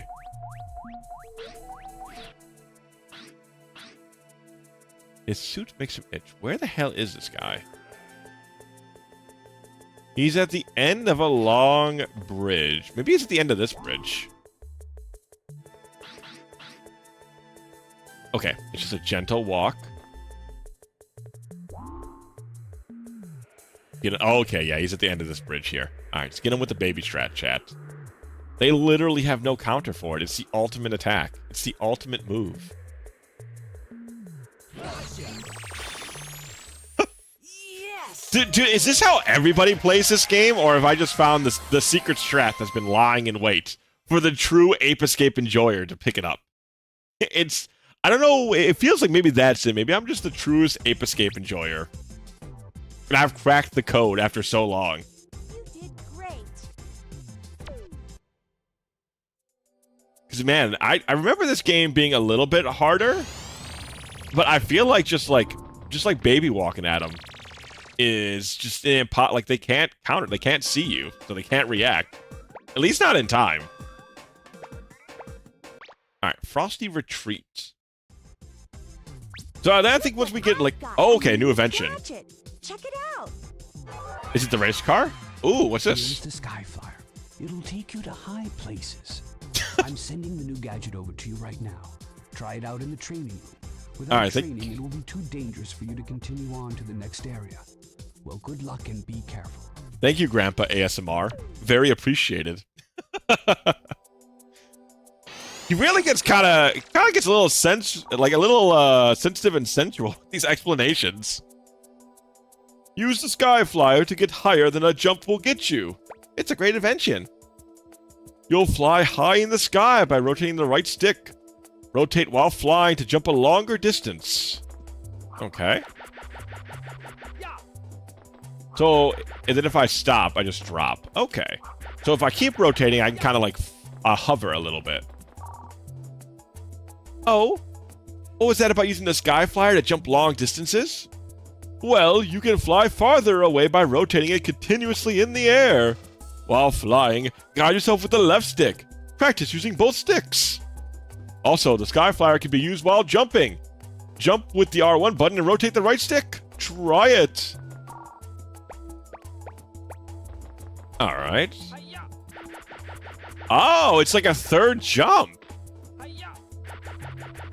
Wow. That's pretty damn good. Ah, hello, bunglers. Hello, hello. How are you doing today? We just got... Oh, guys, what's cooking? We just got basically a new little invention that kind of gives us a triple jump. How's your night going, though, buddy? How's your night going? Excellent flying. Oh, yeah, let me tell you a trick. When the Sky Flyer is turning, you can fly longer by rotating the right stick. He's explained this 3 times. That'll keep you going longer. Exactly. We were talking earlier, bunglers, before you got in here, about some kind of creepier media sort of stuff. They're talking about the Twilight Zone and its cousin. I guess its cousin, the Tales from the Dark Side. Very cool old shows. Oh, Munich, hello. Oh, so you were playing Ape Escape while giving a shout out to Yumi. A shout out to you? I haven't given a shout out to Yumi today, at least. Also, hello though, Munich. Hello, hello. I mean, I've shouted out Yumi a couple of times, but not today, at least. Interesting. I wonder, did it like show up on her? Is she streaming right now or something? Ba ba ba ba ba ba ba. Yeah, these shots sure are pitiful, but they are permanent. So I guess I'll take it. Oh man, this music's good, chat. Listen to the beats here, man. This is like genuinely good shit.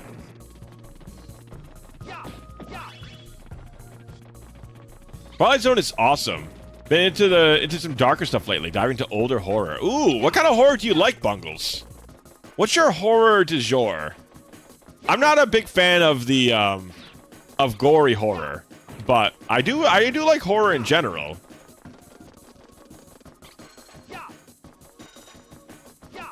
There we go. I'm about to say, I did kill these guys before. They're just evasive as hell. And the camera does not help the situation at all.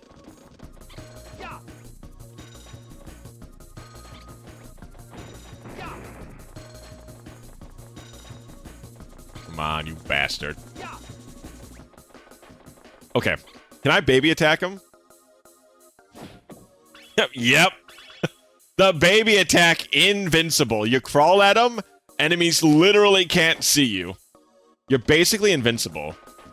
But yeah, Munich, hope you're having a good day, bud. Hope you're having a good day. Yeah, we were talking about some of the Twilight Zone episodes. We were talking about liminal spaces, which is the concept that a liminal space is, to put it simply, like, I'm sure there's a better definition out there somewhere. But the kind of the idea is a liminal space is a space that should have people, but it doesn't. It's kind of the concept. Oh, I need to hold it. Oh, okay. I see. I need to be holding it while I'm double jumping. The liminal zone? Well, there is the Twilight Zone, which is kind of a similar, like, idea. Like, Twilight's supposed to be kind of, like, creepy in a very, like... Not like a directly scary way, right? Like, a Twilight's supposed to be kind of, like, off-settling, off-putting. And that's kind of the vibe they go for, like, for liminal spaces. Unless there's something modern that's called the liminal zone. Which I wouldn't put it past people. What the fuck? He just shot me off the... Couldn't even damn see the guy. All right, I'll hit him with the baby attack.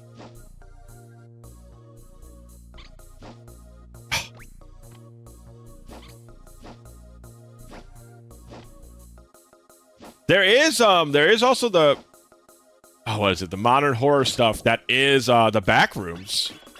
The Backrooms is a horror property that is based on liminal spaces, I suppose. Not exactly the same, but pretty close, I would say.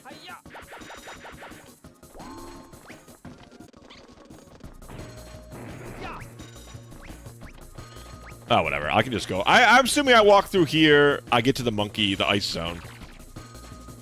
I just reread Blood Meridian, wildly dark depiction of the West in the 1800s. Oh, Bungle, I have to ask, do you know of a YouTuber called Windagoon? Because he actually made a video about Blood Meridian that I have yet to watch because he speaks of it very highly. So I kind of wanted to read it at some point myself. You program that way up. Okay, they're just telling us things we already know, basically. I think he wants me just to quickly go through. Like, I'll probably need, like, this to get up here, I assume.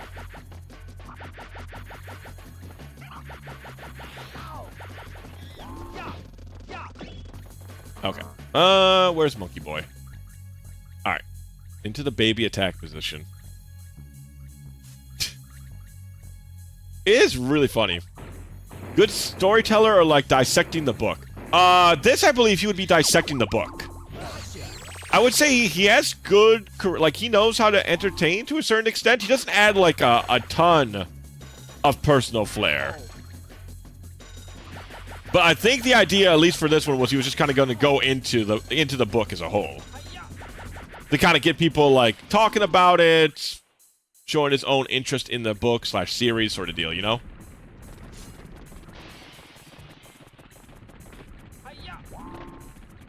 Oh, okay, so we just need to go to the sides when the snowballs fall.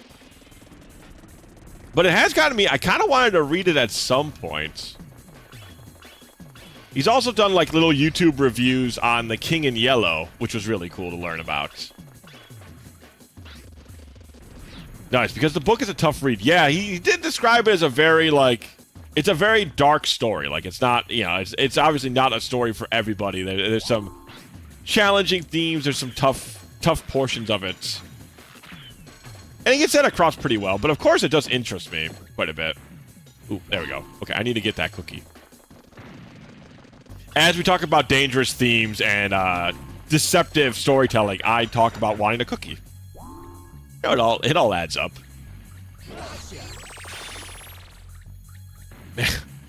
I tell you, when I was a kid, I never crawled at the monkeys. I am learning how much of a mistake that was with this playthrough. The crawl is, like, unbeatable.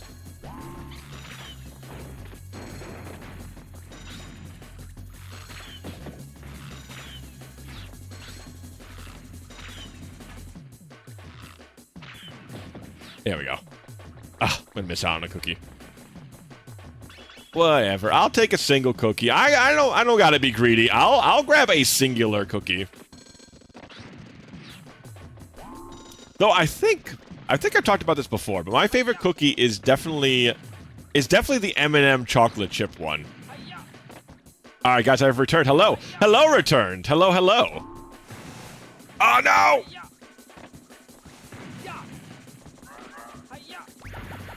Have you returned with lunch / dinner, Kato?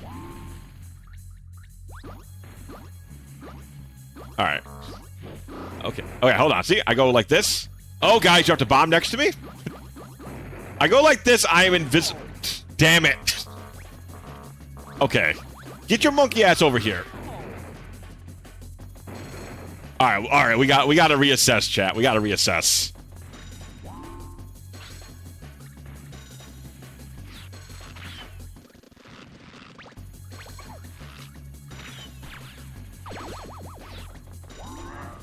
Damn it, I forgot. These things don't stop them ever. Ah, just mite deposits. Got you. Okay, that one does it. Damn it. Okay. Okay, so the explosives will actually stop the monkey in its tracks. Wait for him to come over. We are a careful hunter, chat. We just wait for our prey to make his final mistake. Okay, hold on. All right. We wait one more time for them to make their final mistake. Oh, God. His bomb attack was perfect. There we go. What did you have for dinner anyways, Kato? You know, I think I've talked about the guy before. I'm going to talk about more YouTuber stuff here. But there's a YouTuber who does a lot of recipes that I really like called Internet Shaquille. And he had a recipe for a marinara sauce, like a very basic one. Basically, the idea of the video was to convince people not to spend money on Rao's. The R-A-O, the Rao's, like, jarred sauce. So he describes it as it's like the best jar sauce you can buy, but it's also really expensive here in the U.S.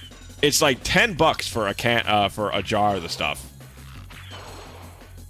And mostly, like, his idea with the video is like, you know, oh God, not this.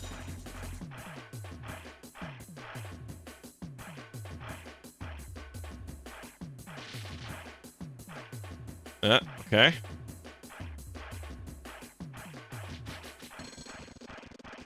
God, I do not. This is not my favorite contraption. You have to rotate the sticks to move it. And it is in. I do not know how it wants me to. How it wants me to do that. Hold on, can I just jump in the water? Okay, thank God. Alright, goodbye.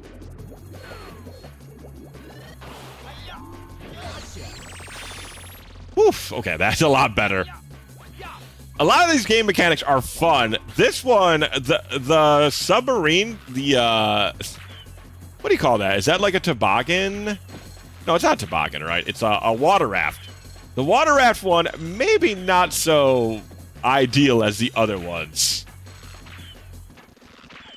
I bet you there's like people who know how to use it perfectly, but that would in fact not be me.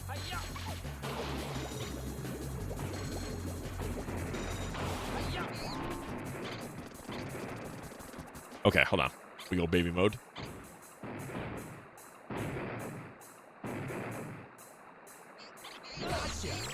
Baby mode invincible. Once again. Unstoppable.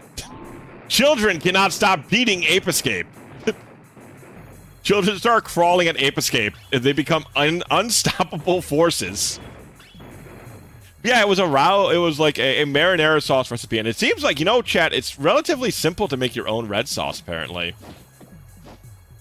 It really is just like using olive oil to fry up some garlic and onions, or in my case, I had some scallions I used, and then just slowly cooking that with some crushed tomatoes. It really is that simple, and it really is that good too. Like it was. Oh God, it was genuinely tasty, and it was very easy to make.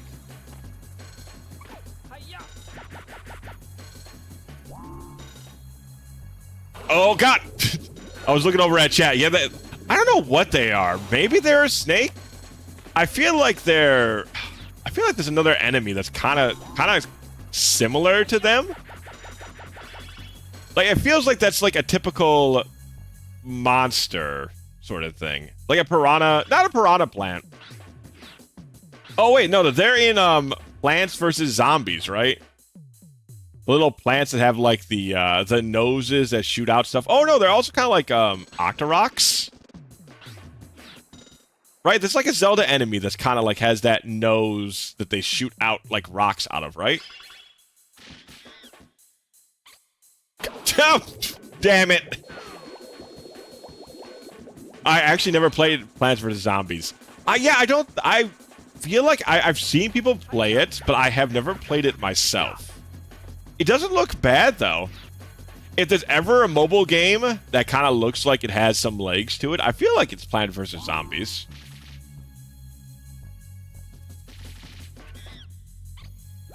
Okay, slowly, surely. Oh, God. Motherfucker. All right. Fine, you want to go? All right. Yeah, Octoroks. Yeah. They kind of like the Octoroks if they're plants. Or, I mean, I guess they could just be like worms. They're very worm-esque, right? What a fucked up Octorok that was. True enough. What a fucked up Octorok. What do they get? How dare they live in the ice and shoot off through the icy ground? You know how much force that's gotta be to, like, shove your head through the icy, solid ground underneath? I mean, that kind of stuff stopped ships back in the day. These Octoroks, they can just stick their head through it. Like, what, do you think you're better than a bunch of ships that we made to go through the ice, huh? Mr. Octorok?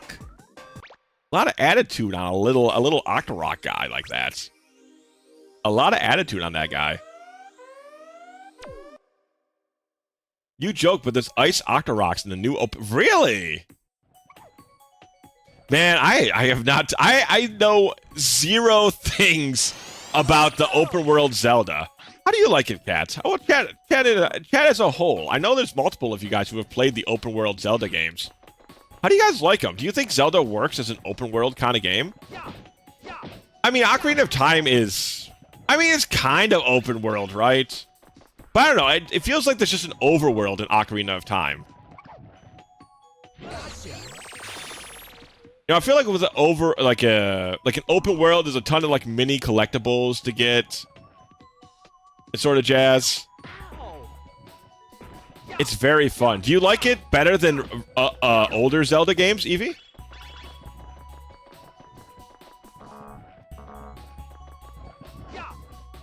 Zelda isn't my jam, but it is fun. Mechanics are good, but theme isn't quite on point for me. Interesting. Is it like the visual theme bungles, or what part of the theme don't you like? Out of curiosity. I don't like it, so I'm not like trying to prod you and be like, oh, you don't like it, huh? Well, prove it. I'm just kind of curious. What part of the themes don't you really like? I mean, if we're talking about Breath of the Wild, Tears of the Kingdom, yeah. They're not for me, but I see the appeal. I could see the appeal myself, but I don't think they'd be, at least for me, I don't think they'd be better than the original one, like the older ones, I suppose. But I guess I am a little bit of a retro kind of player. Maybe that's not really fair. Zelda 1 on NES was open world, so in that sense, Return to... Oh, okay. Like being given tools from the get-go. I want to find them myself by my means of exploration. Huh. Oh, mother, you son of a... Okay. Okay, why can we not grab the damn cliff? Okay, now you just have to die. Now you just have to die. You broke the nap. You broke the nap. That's all I'm saying. Ah, okay, so it's the highest jump like that. It's more whimsical. I like the grimdark feel for medieval stuff. Huh, oh yeah, I guess Ocarina of Time and Majora's Mask are a little bit more grimdark, you know? Personally, I feel the open world Zelda games look too empty, and it also depends what you grew up with. Link to the Past and Link's Awakening still holds for me. Yeah, I agree, Malthy. We're currently playing Link to the Past, and I'm still having an absolute blast with it. But open world games can yeah, that's true, Evie. If you get an open world, especially I think if you're like a younger kid, when you get like the open world, you get the new Zelda game, it's really good for you, right? Because, you know, as a kid, you don't get that many games. So you can end up playing Zelda for like months.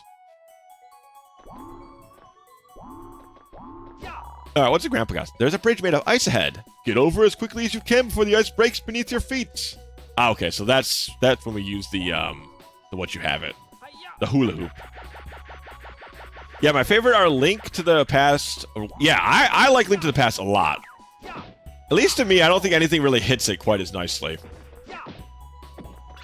Zelda 2, though, I don't think I've ever played the original Zeldas. Like the super old ones. I've never played those. About to say I never trusted those. That's not true. I don't have any... My trust does not come into play with the games, but I've just never played them myself.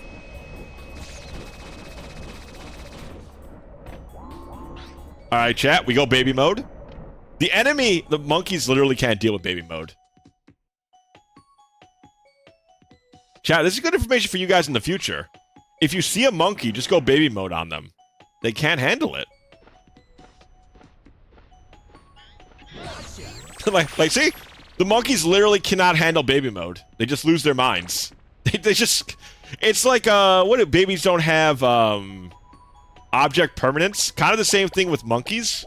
If you just duck down, they completely forget you exist.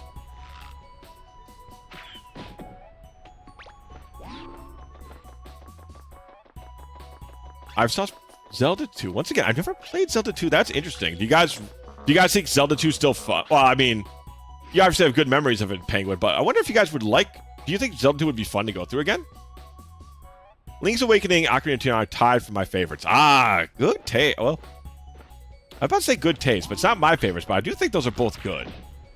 But also, I'm not a Zelda guy, so I don't know how much my opinion counts in these sorts of things.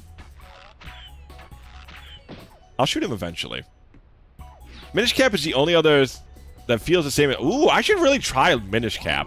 If you say it's as good as Link to the Past, I've never played Minish Cap, and I love Link to the Past.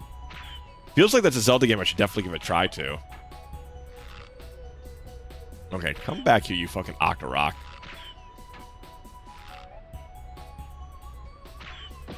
There you go. You can't escape me forever. J-Man, Eevee, and Cam. Well, I know the abridged version of my... Yeah, please. Sorry, it took me a second to catch up to that, Kato. I beat Zelda 2 at least twice without save states or anything. The game is way too hard. Ah, okay, so it's a really tough one, huh? Disagree with Eevee in regards to Zelda 2 being too hard, except for the end game. Feel Castlevania or Ninja Gaiden. Well, as well, you don't really think of Zelda when you think of super hard games. At least I don't.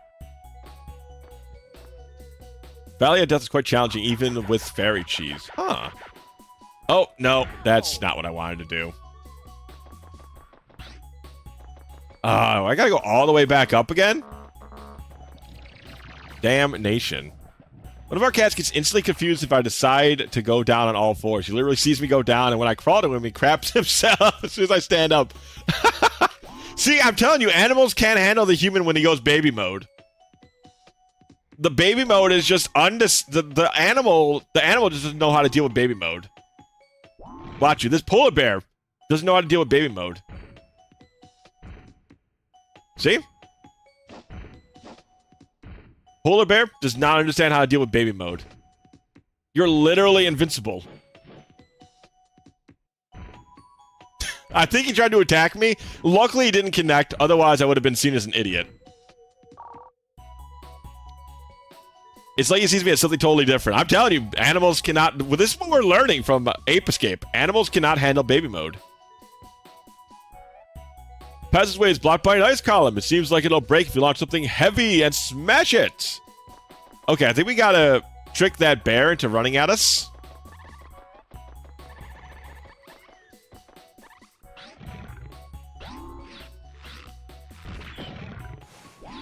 Oh, no, I gotta launch the... Oh, I gotta launch the bear with a slingshot, huh?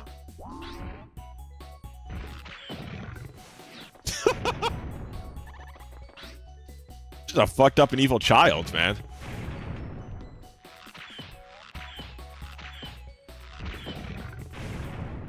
Oh, he even gets X's for his eyes. That's actually adorable. Okay, weird happenstance 1. Happened when I was in middle school and I got a witness. My IRL friend... I gotta hit him again?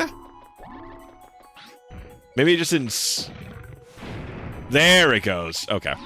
My IRL and I were hanging out in my room watching a Megadeth concert at 144p on an Indian site called YouTube. Maybe you've heard of it. I think I've heard about it before. Regardless, my oldest sister had arrived suddenly, or so we thought, and greeted her, saw her go to the bathroom, her the shower. After a while of catching stuff, I was like, Ayo, took a while now, huh? It's been a while since then. Mom and sister returned home for real, and the shower was dry. That was... Wow, that is...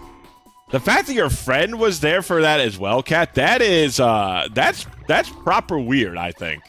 That seems proper weird. And your friend can contest this, too, right? I'm sure it's something you guys both remembered for a long time. That doesn't sound like something you would forget.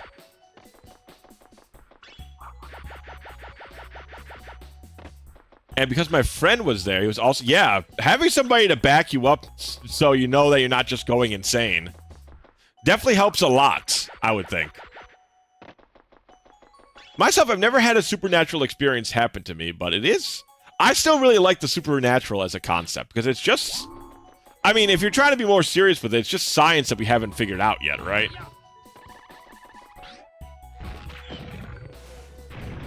That's really all supernatural stuff is. It's just something we haven't been able to explain yet. And that could mean anything. That could mean for the human soul. That could mean for ghost. That could mean for any sort of thing. It's just stuff... It's just science we haven't figured out yet.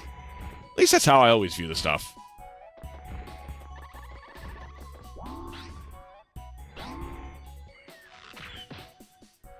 Wake up, ya fatty ass thing. But yeah, I've never had a fun experience like that occur to me before.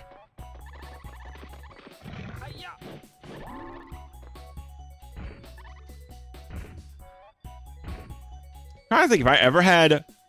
I know I can say that I've never really had like an experience like that occur to me before. I try to think if there's anything fun I can think of where I had like something weird going on, but can't say I have. I think I've lived a relatively normal life when it comes to the paranormal stuff. Game audio could go up some, by the way. Absolutely, you got it, Mothy, coming right up, my friend. Let me know if that's better for you. What an idiot. The ghost lady on the drive from Shadow Wall. Now, I guess, you know what? That's a good point. I don't remember the ghost lady so much. But I do remember a weird where I think we ran into like a Twilight Zone sort of deal. Where there was like a building, there was like a Walmart there that wasn't there before. Sort of deal, like something like we went to I was driving with a buddy up to I think it was up to a Walmart, and we found a Walmart we hadn't seen before. Went inside, it seemed normal, and then we come back another maybe like a week or so has passed, and the place we went to where we're pretty sure we originally saw the first Walmart was like all boarded up and like covered in like almost Silent Hill-esque papers, you know, like the drapes. It was very funny. Like how you shot him when he was asleep, he doesn't even register it, but when he's awake, it pushes him back. Yeah, it's like he's just if you're snoozing, you can't be hurt. We all know that. Nobody, if you're sleeping, you can't be hurt. That's against the rules. The other happenstance happened when I was a kid. We were vacationing in an ancient hotel center of the country. A city with a long history, and the hotel witnessed to many awful things during the revolution and such. So me and Sis were...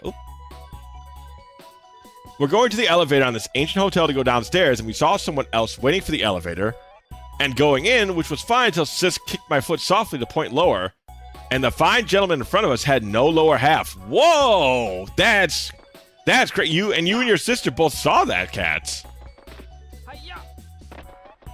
Yee, much better. Okay, good.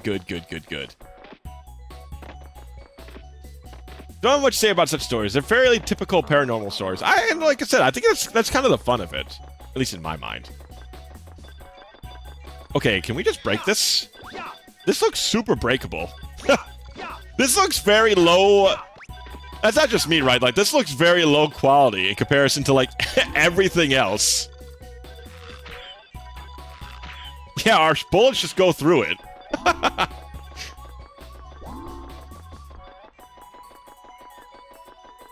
Okay, so we gotta break the other ice thing, I think, right? Yeah.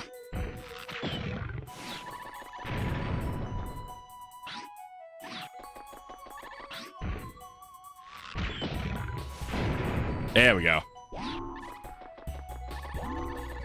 Ba-ba-ba. Yeah, I love... Oh, okay. There's another... God, how many polar bears are just chilling out in here, dude? Now, see, this is what you guys think a monkey could... A bunch of gorillas, like... Okay. A gorilla or a monkey ain't beat... You see this monster in front of us? This, like, actual beast? You think a gorilla's beating that fucking thing? Like, that's a biblically accurate polar bear. Also, it's actually funny that we were talking about, like, apes beating polar bears, and the ape game actually has a polar bear in it. Like, what are the actual odds of that?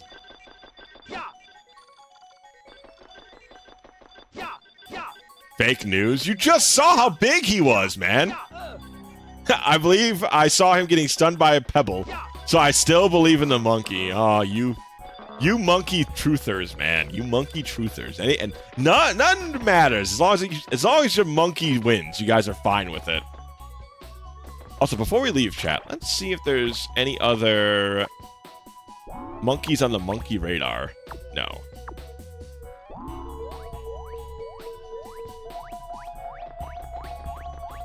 Is there another monkey here? Monkey! Okay, I think the monkey's outside. Yeah, the monkey's outside. When I was around 5, according to my parents, I used to play imaginary catch with my grandpa's spirits. On the edge of my bed, having a conversation with the wall while playing, apparently. Wow. Oh. Jory, he reads Japanese comics. What a fucking loot. What, actually, you know what? Hold up a sec. I was about to call him a fucking loser, but look at the stance. Look at the stance. Look at the swagger. Jory don't give no two shits. Pretty cool dude. Jory W. Jory W. Oh, that's funny. You know what? Kinda, sorta. Kinda. You know what? I can give you that. Jory's got the attitude. He's got the style. I don't know how the fuck to get up there to Jory, but I guess it's that way.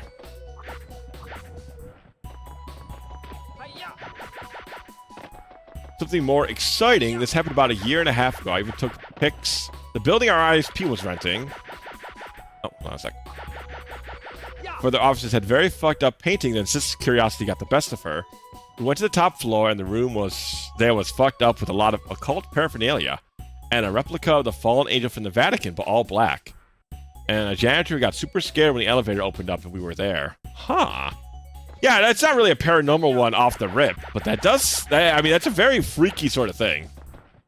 Oh, I guess if you're saying paranormal like that, I suppose that's correct. So I do believe in paranormal because we had a lot of random things occur in the house. And also had family-related incidents. Yeah, I believe in, like, the paranormal. Though nothing's happened to me, like I said, I feel like the paranormal is just something scientific that we haven't really figured out yet. You know, it's like a lot of magic back in the day is just, you know, stuff that we know now is science. That's how I always view the stuff. Oh my god, I decided to fuck around and find out. I wonder, is this hurt, or is this like... Oh, nope, that's hurt. Okay. I was thinking maybe I could catch a ride with that thing, you know? Like, totally harmless things, like, just like lights turning on and off by themselves. Not... Ooh, that's cool. I like us. I've never had something like that happen to me. I just think it's neat. And like I said, I think it's just something that we don't quite understand yet, is the way I always look at it. Like I said, it's just science. It's magic now, it'll be science tomorrow, is always the way I look at it.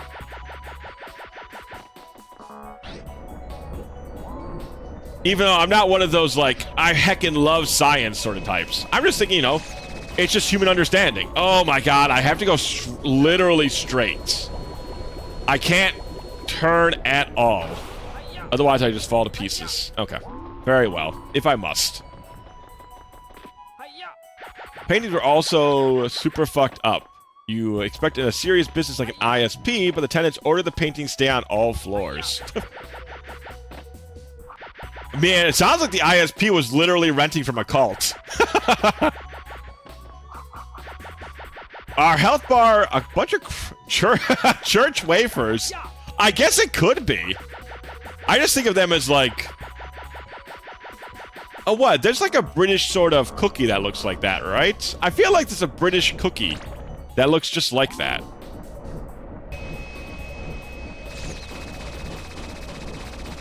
Woo, okay, that was fucking close, dude.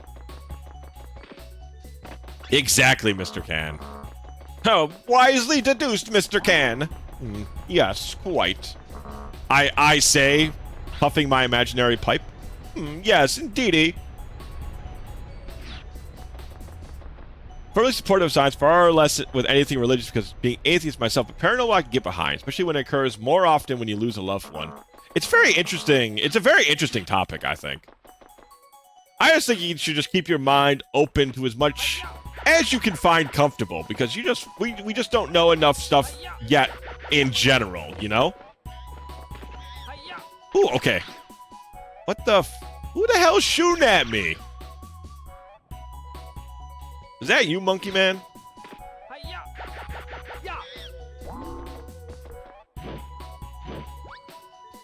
Hold on, I'm gonna give him the spin attack.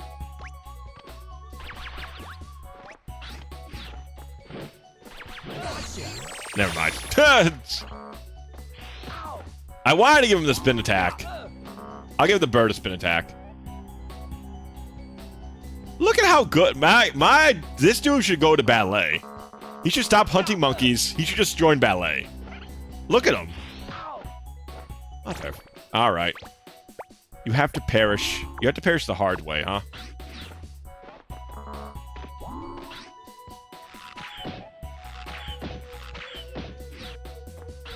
Alright, now you just don't want to give me the cookie. That's fine, whatever, man. I don't even want the fucking cookie. That's fine. Who'd want a cookie anyways? Not me. Not I, said the blind man. Master of kickboxing and friendship for everyone. Alright, where else can we go? Minority of paranormal experiences, probably an unexplained science, but I mentioned much of it as human error artifice. It's possible. It's really, I mean, it's possible, but I do think it's just kind of an I think there's definitely something to it, personally, but I do understand that, you know, it's hard to kind of, especially because so many people just lie, right? Like, that's the thing. There's so many liars. It'd be hard to take, it'd be foolish to just think that everybody who's saying it is an honest Joe. So it makes things harder.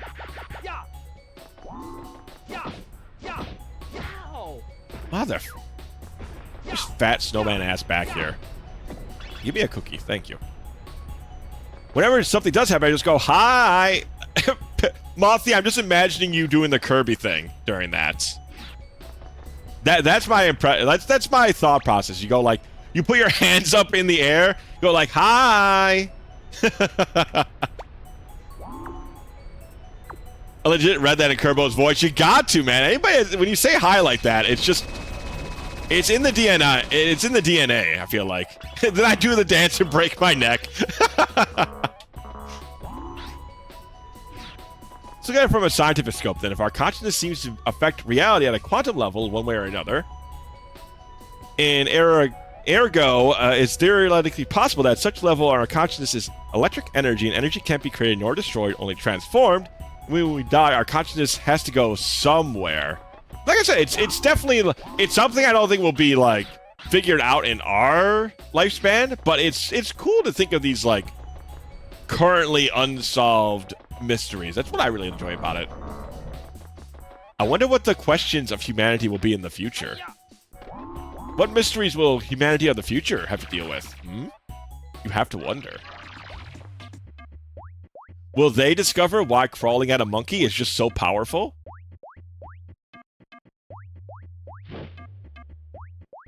Maybe they'll figure it out. Look at this! Look at that idiot! No chance! Oh god, I love that they look back and then they see you there crawling and then they freak out, but it's already too late.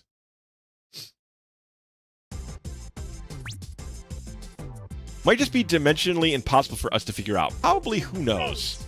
A lot of the fabric of reality from our understanding of existence just makes no goddamn sense. Ain't that? Yeah, that's for sure. Yeah, I didn't grab the legally distinct DK coin. That's true. I've been waiting for this for a long time. This is just between you and me. Oh god, not Follow this. me. Not this, Chad. I hate this. Like that scene from Emperor's New Groove. Which one, Kato? I like the Emperor's New Groove, but I haven't seen it in a while. Going for it. Most likely they'll wonder why us fools from the past made the choices we did. Now that's true. That I feel like that's from every generation thinks that though.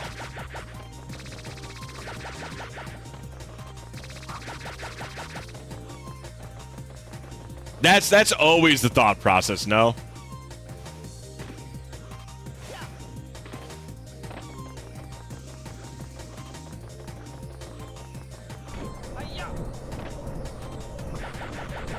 Whew. All right, there we go. All right, we got it. Chat, we're killing it. We're like just fucking great at this video game, actually. Chat, we actually might be the best there's ever been. I think I'm gonna hit the lava.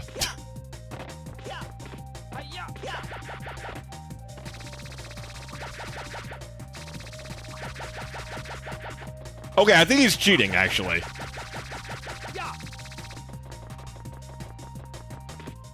I think he literally cheated. You guys saw that, right? He literally just moved faster than he should have been able to. Oh, the one where Crocs is by all accounts, it makes no sense. Oh my god, that's such a good... I wonder, have you guys watched it recently? Is it still... I feel like it still probably holds up pretty decently. But I remember loving it when I was younger. Yeah, Croc's New Groove. When they make Croc the main character. I haven't seen that one ever. I did not like a lot of the Disney sequels back when I was younger. I'm going for it. Pilot for a Croc show I wish we had. Oh, that would have been cool.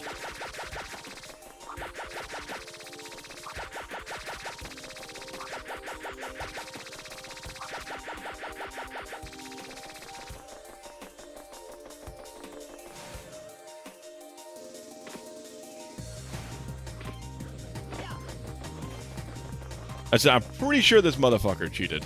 Oh, there I go.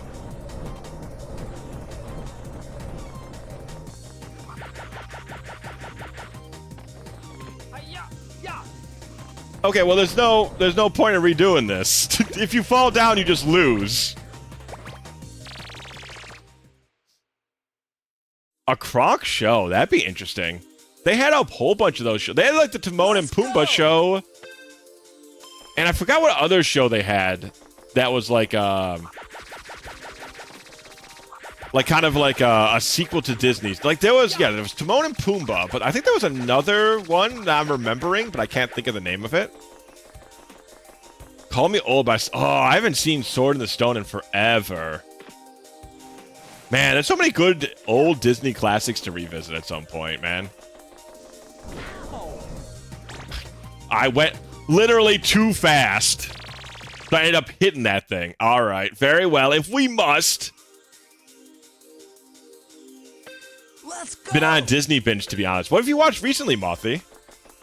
Anything recently that comes to mind? I assume you're not a fan of the Disney remakes, then, as being a big Disney fan. I feel like Disney fans... should not be big fans of the remakes, but everybody's got their own taste, I suppose. Well, I guess if you like, maybe if you don't like animation, but you like the stories they told, maybe it doesn't bother you as much.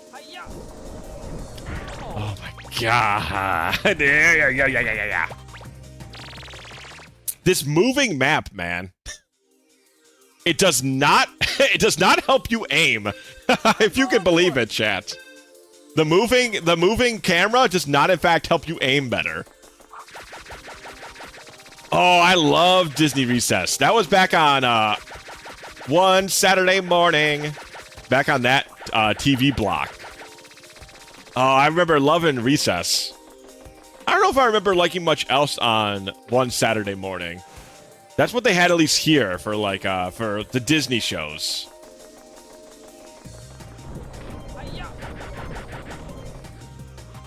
Oh my god, I'm gonna throw a damn fit. Disney fans can be divided in two camps. Fan of the artistry and quality of their best and blind brand fans. Ah, yes. Oh, yeah, Doug. Wait, that was the new Doug, right? I don't think I remember liking new Doug as much when I was a kid. I got to see old Doug back on Nickelodeon. What are you talking about? The video game's right on screen. I would put my angry eyes on, but I can't pull away from the race currently. Where are the video games? I'm playing the damn video games literally right now. Some people, man, you just can't satisfy some people. You play the video games, they ask where the video games are.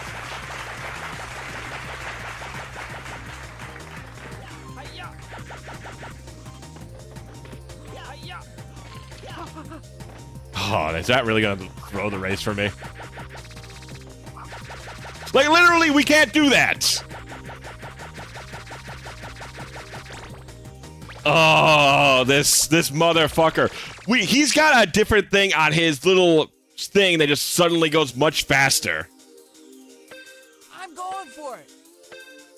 That was when Disney got Doug, yeah. Okay, you know, did you guys see New Doug? Or you guys remember New Doug, rather?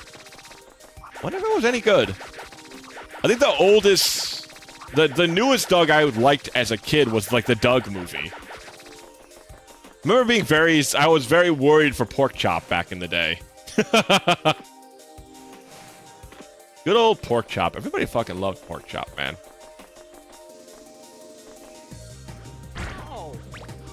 Ow. I'm also saying ow, brother. So close, though. I know. He suddenly kicks into fucking Mach 10 at the very end. Remember it being better on Nick? I feel like that's the case. Oh, God, I remember... This is going to be a very specific memory to me, but I'm going to share it with you guys. It was back when I watched those Saturday morning cartoons, and then I would have... Did you guys have the little toaster patty hash browns? Basically, you could put a hash brown patty in a toaster, and it would cook it for you. And I remember always having those with my fucking Saturday morning cartoons. It's like a core memory.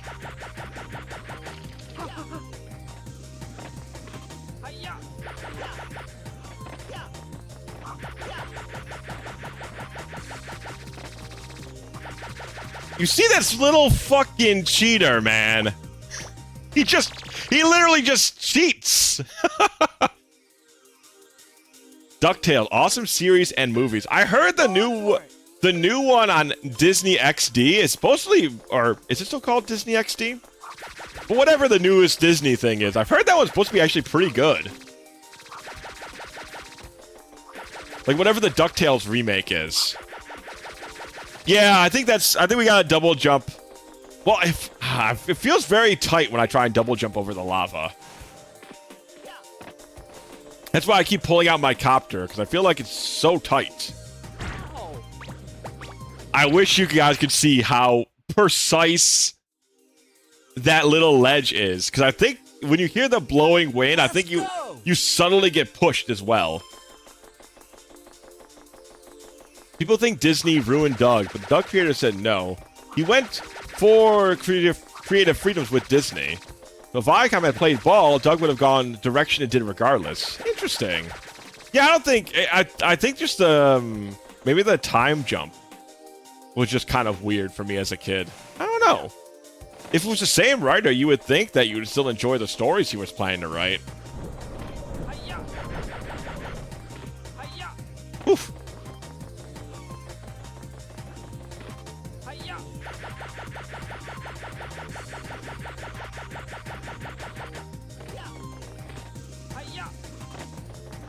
Okay, you can just barely make that. See what I mean? He just starts cheating. He literally just starts cheating. Get the hell out of here. Alright, get out of here, you blue-haired bastard. Why don't you activate your cheat engine a little sooner next time, huh? Get out of here.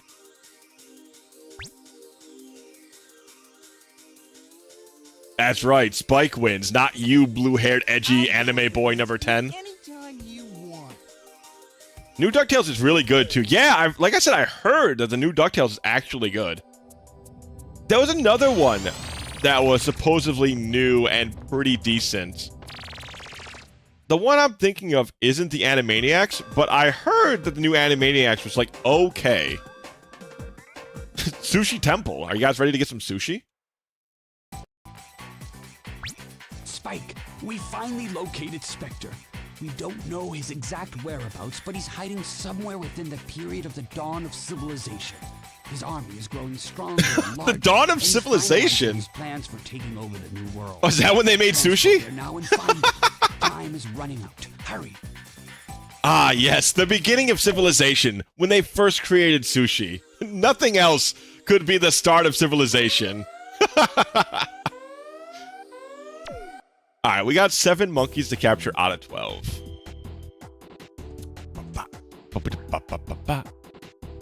Ah, yes, the dawn of civilization. Let's go! Think God created sushi sometimes between the mountains and the animals. Yeah, I think that was on the 6th day, and then he said, "Lo," and then God created sushi, and he said it was good. Okay, sorry, Mr. Ninja Man. All right, he's just invincible. Okay, whatever, man. All right, baby attack. Genius with the ability to time travel would have created a time paradox loop. You would think so. If what he wanted to do was destroy humanity, you think that would have been an easy way to do it. He just accidentally ran into me.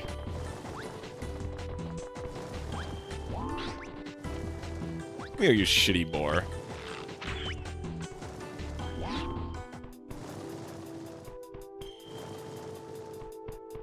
Okay, so he's just really randomly running all over the place.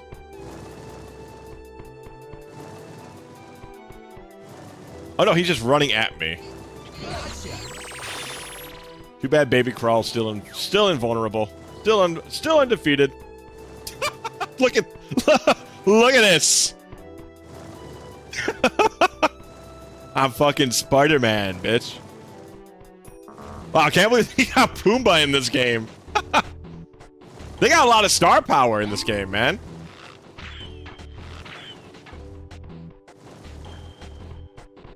The ironic thing is, though, to end humanity, you have to end monkeys. That's true. Maybe that's why he doesn't create a time paradox. That would kill all of his monkey brethren.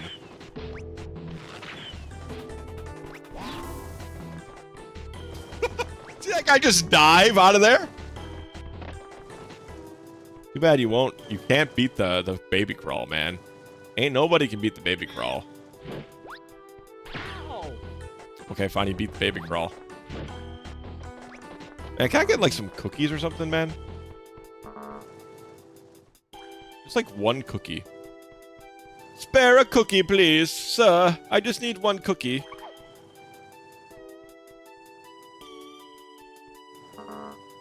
Okay. Oh, no, I can't get through here. The space is big enough, but I can't fit my ass through. Okay. We'll do it the long way. Nope, we won't. May know me as Spider-Man. Whoa, but you may know me as the crack addict across town. Crack addict, Spider-Man. What's the difference? There you go. They all in time fall to the baby crawl attack. Our DNA is like 1.2% banana. Legit. Really? Oh, banana indeed. Oh, banana indeed. Oh, banana. You guys like bananas? Are you guys banana heads?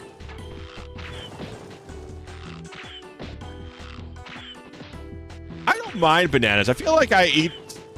you know, you buy a bundle of them, and then you lose the taste of it. Okay, banana bread's differently. Banana bread's fucking great. But I feel like regular bananas, you buy them by the bunch, and then by like the 3rd banana, you're like, I don't really feel like bananas anymore. I eat one daily. Okay, never mind. Apparently, I'm the odd one out for this. Okay, there's all the cookies I could ever want. Get out of baby form, man. We got cookies to get, man. Get out of baby form. Look, you just did not want to get out of baby form, man. Not the time net. I want that down there. I want the monkey radar. Hurt playing superhero. Okay. Ah, he's on the roof.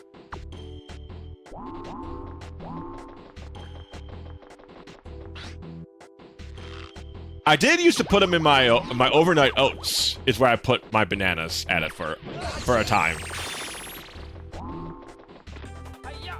As in a bunch, I tend to eat one or two that make banana bread. Ah, that is a good choice. I've done that a couple of times. Banana bread is like it's very heavy though. Like you can't eat a lot of banana. Like it's very calorically heavy, but it is delicious. That is the downside of banana bread. The upside though is like anybody can bake it. It's a very easy. It's a great first baking sort of idea.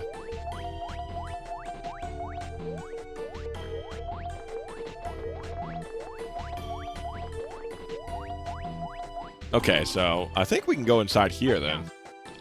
Yep. The Steel Penguin was a member of the Kong clan all along. Wish you could be a Kong and get those huge Nintendo bananas. Think how much potassium's in one of those. You might get hurt if you try too hard to get one monkey. Take a rest and relax before you lose your cool. Oh, okay. I feel like this is not a good sign for me. You know me, chats. Alright, I'll just sit here. I'll wait for him to come to me. I think that's what that's trying to imply. Oh yeah, I tend to have it with custard. Ooh. Custard, you say?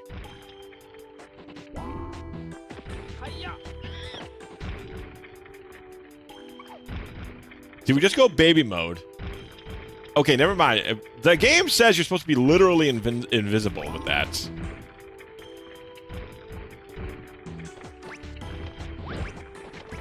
Okay, we almost got him.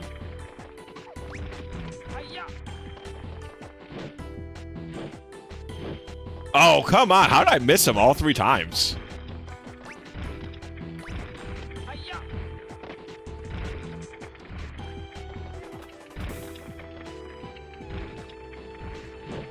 He moonwalked dodge. At least, you know what? At least he did it with some style. Okay, well that wasn't as hard as the prompt made it out to be.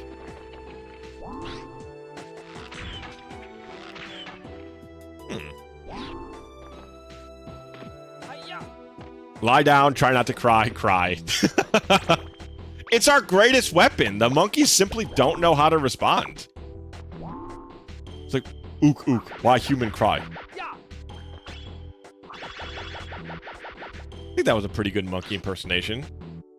I think I kind of nailed it with that one. Okay, where the hell do we go?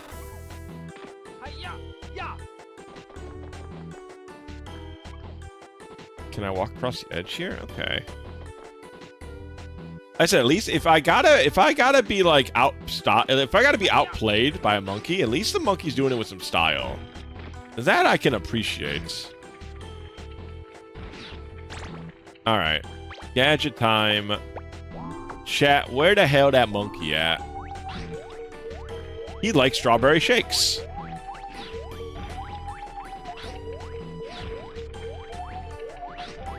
Always getting in trouble. So he's in there. Don't know how we get in there. But the one we could probably get is over there. Well, who likes strawberry shakes? Okay. What we got with a level of Ape Escape on Astrobot. I'm hoping we get a proper remaster someday. I've heard Astrobot's like really good too. I heard like it was Game of the Year on some lists, right? But I know a lot of people really ended up liking Astrobots.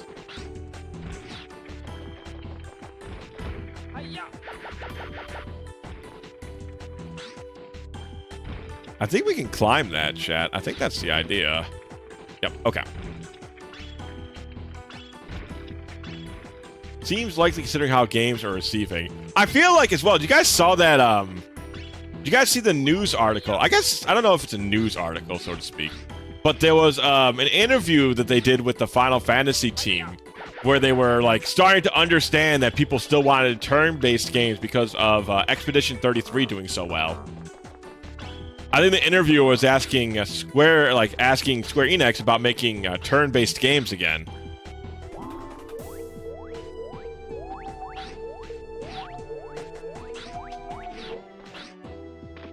Where the hell that monkey at?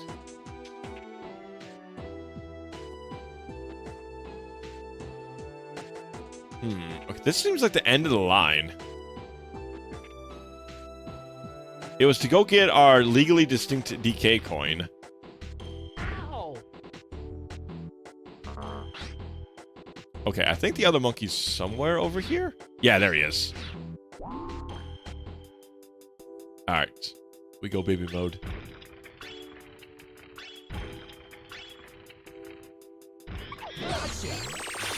Like I said, the monkey brain has no defense for baby mode. From the 90s, Astrobot is super appealing because of the major nostalgia with a lot of the characters in some locations. Ah, so it's nostalgia. It's a nostalgia bait game. I mean, I like when companies occasionally like hit my nostalgic bone. It's not like I don't like other games that are that are non-nostalgic games, but I do appreciate a nostalgic touch here and there. Square should. Their games are kind of crap the past few years. Yeah, I have no desire at all to play Final Fantasy 16, which should, I don't know how much more of a failing you can call a game than me not wanting to play a Final Fantasy game. I haven't played fucking Final Fantasy 0. Like, I eat the Final Fantasy slop up.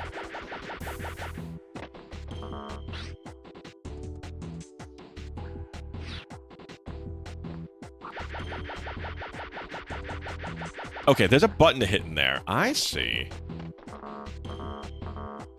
We gotta get up somewhere where we can shoot. We get on there, then we shoot a bullet in there, and that opens that up. And then we collect the monkey that's always getting in trouble. That's the plan. That's the gimmick. I heard 16 is legit just high fantasy. Rather than crazy magic tech or maybe worse. I think I don't think the story writing gets bad besides 15. But 15 still has some good... 15 has good character moments. It does not have a very interesting or compelling, main story.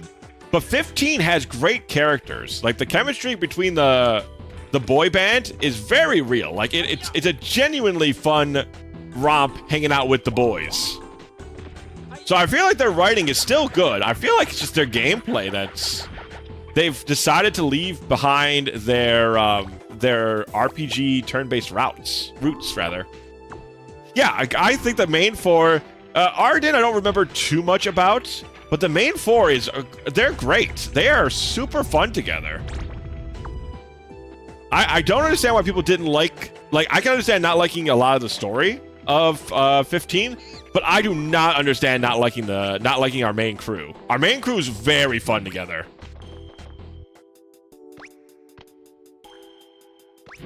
Ah, damn it. Come back down here.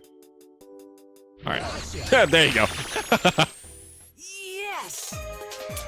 I played all except for 0, 4, 11, 14, and 16. I've played 11 and 14. I liked both, honestly. I did like 11.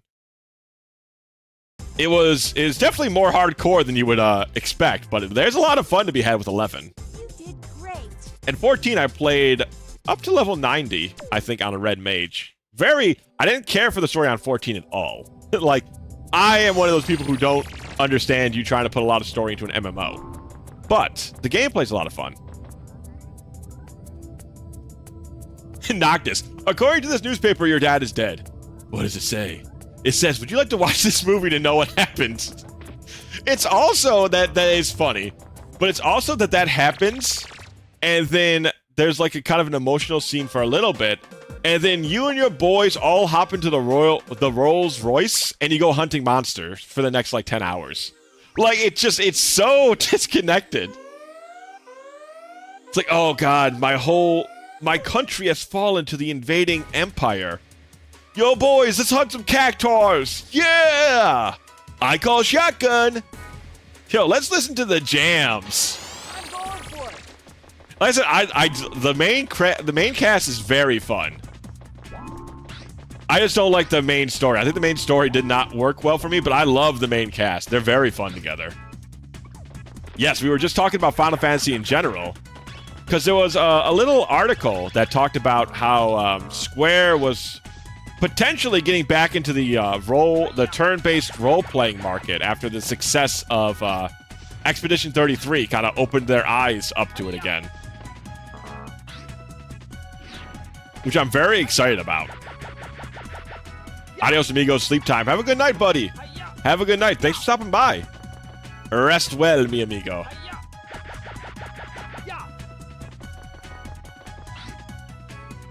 Ah, yes. The beginning of civilization. Japan and China.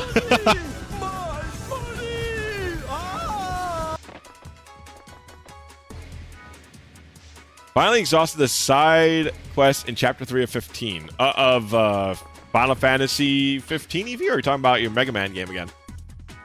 Oh no, open their eyes. Not for the care, just, yeah. I don't care how they have to rationalize it. I just want my turn-based games back. If it's gotta be for money, whatever. I'll take that. Just let me play fucking the great turn-based games I know Square can produce. Ah, okay, so you were talking about 15. Okay, cool. Like, I know Square's got the talents. It is not me thinking that Square can't do it. Ooh, more ammo. Don't mind if I do.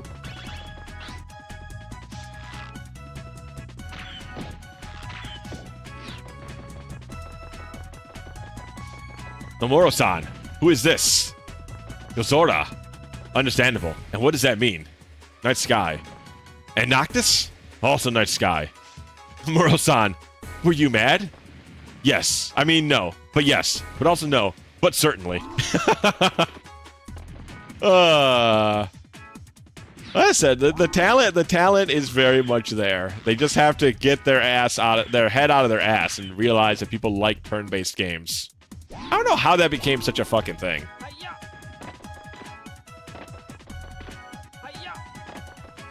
But yeah, people like live, like full action games for sure. But people like turn-based games. People have not stopped liking turn-based games, and it's also, you think it'd just be easier financially for them to make, right? You would think that a turn-based game would just be cheaper.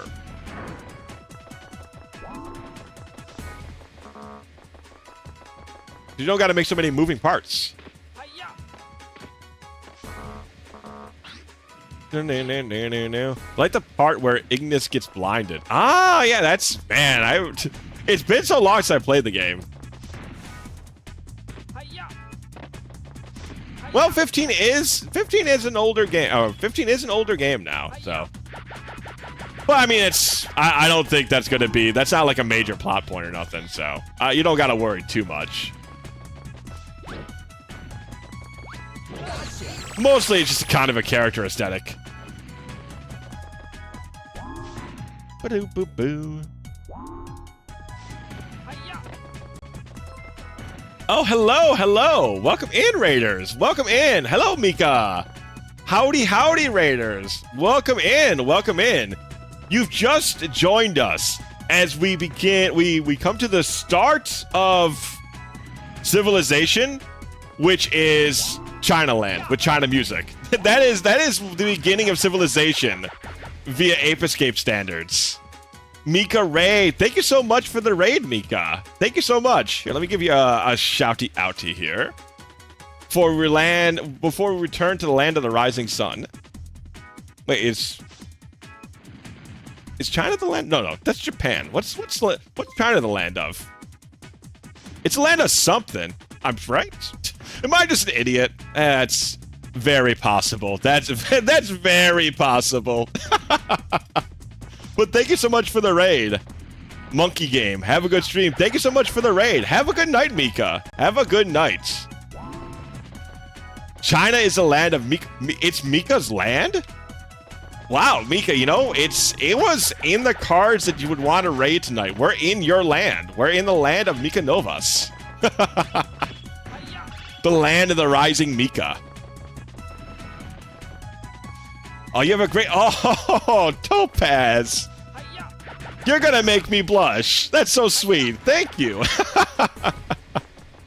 See, why can't... Chat, why can't you guys be nice like Topaz, huh? Telling me I have a great voice. Why can't you guys be nice like that, huh?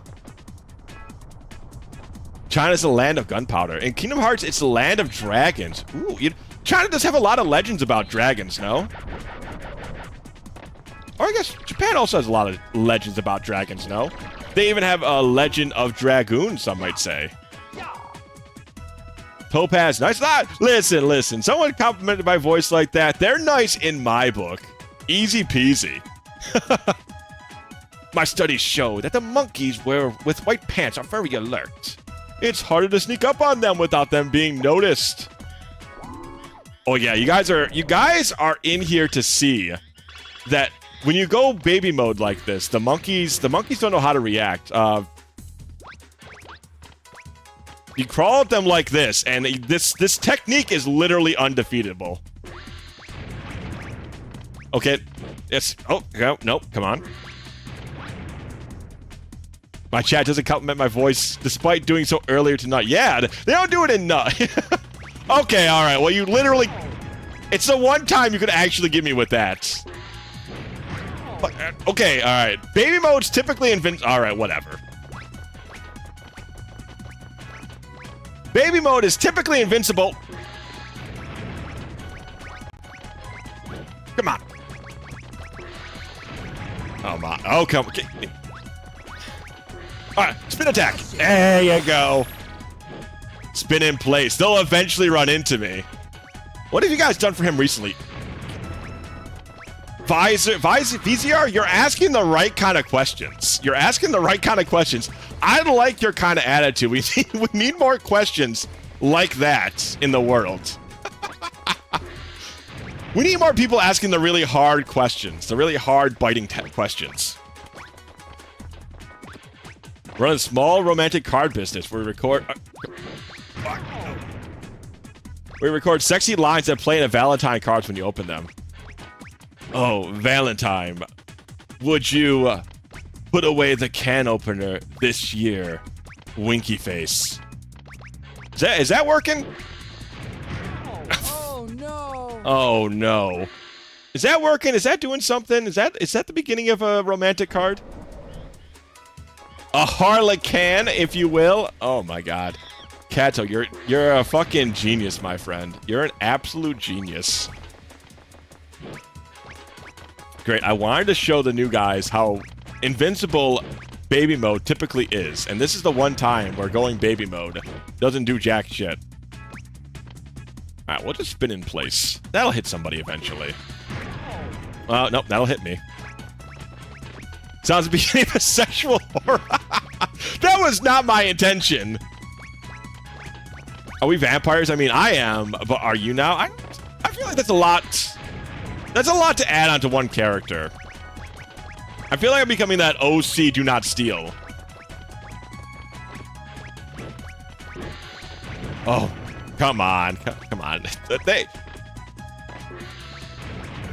How am I fucking this up so often? When they go for the gong, they can't be... You know, usually I'm not this bad at netting the monkeys.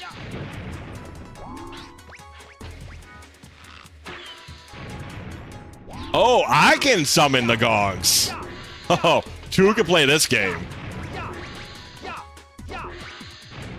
Can you hold me and open me up? Okay, all right, you know what? I'm liking what you're putting down there. I'm picking up what you're setting down. There we go.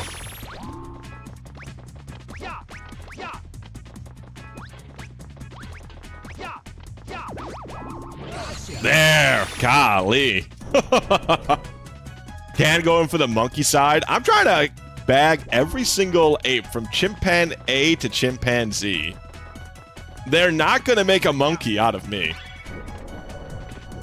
All right, that was your Simpsons reference for the hour. Please set your watches for the next Simpsons joke is getting loaded. It'll be here in the next hour. Oh my God. I was wrong. This was Earth all along. Okay, well, never mind. The next Simpsons joke came from much sooner than an hour. God, why'd you have to set me up like that, Cat? I cannot resist singing the rest of Troy McClure's fantastic melody. Oh, they finally made a monkey. No, they finally made a monkey. Oh. Hold on, chat. There's a thing to hit over there.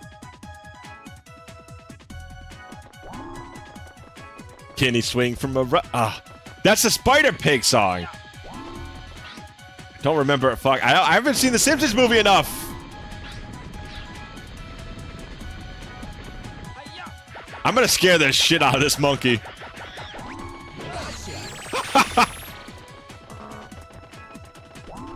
This poor monkey was just trying to enjoy some sightseeing, and this maniac kid just flies at him and captures him in a net. Hey, Troy McClure. I remember him from Lead Paint. Delicious but deadly.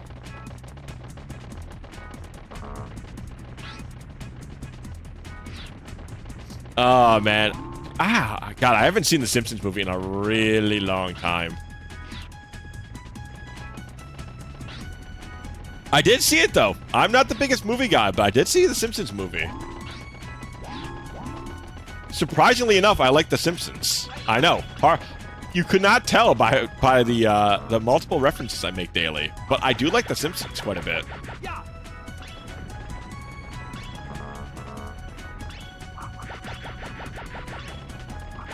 Saw it first time in the cinema. Ooh, did you go with the... was this a family cinema trip, or was this a friend cinema trip? I feel like the family, like the Simpsons, despite it being kind of vulgar at times, it's still very family friendly.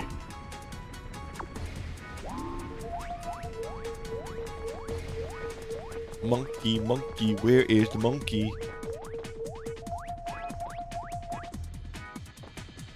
Monkey. Where is he? Where's that damn dirty ape?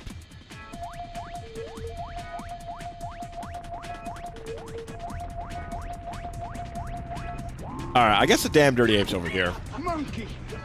I still resent the passing of Phil Hartman. Troy and Lionel Hutz added so much. Yeah, it's hard.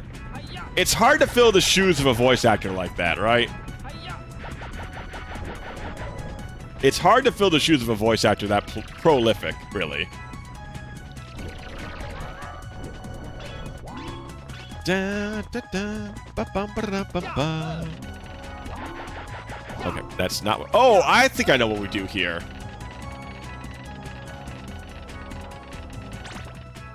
Alright, so now we do one of these. Nope! No, I'm just an idiot.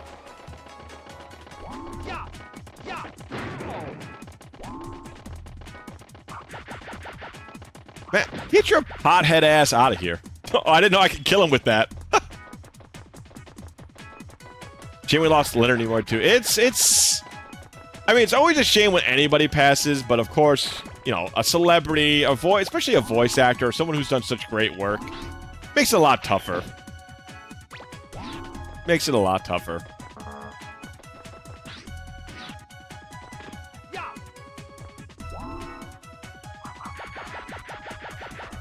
Okay, where the hell the monkeys at?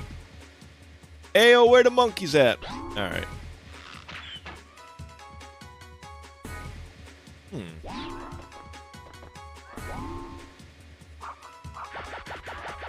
Okay, not high enough to get over there. But where else can we go? Okay, I think this time I just lower this bridge, and then if I don't make it to the end, I can just super jump. Oh, I don't even gotta... I feel like as soon as the hula hoop sure to stop being useful really fast. Is all I gotta say.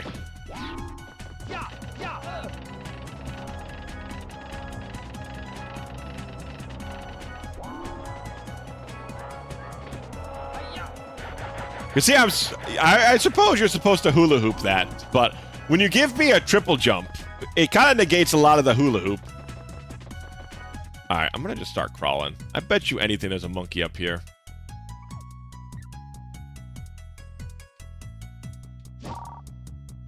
According to my study, monkeys in black pants are dangerous and wild. They usually wear dark shades and carry weapons. They're also really fucking cool. I don't know if your report included that bit. But they're also fucking cool as hell. It's an important thing to remember. I shall forever remember him for lead paint, deadly but delicious. The erotic adventures of Hercules. And unironically trying to cuckold Arnold Schwarzenegger in the family. That is really funny, though. That's like a... That is a super fucking funny movie. I mean, that's Jingle All the Way.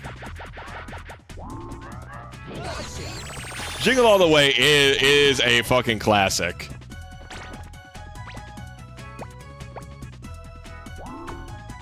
We'll never find the secret of immortality for David Attenborough, at least... Oh, okay, hold on a sec. Oh, he's in here. Acts on intuition, huh? You don't fucking say. I think this is another one of them. I think we need a tool to get him. Monkey level 5. That's a lot of monkey levels. Chat, what's your monkey level at? If you had to guess, chat, if you had to guess, what's your monkey level at right now? Out of 5. He also acts on intuition, so he's probably a pretty powerful monkey, all things considered.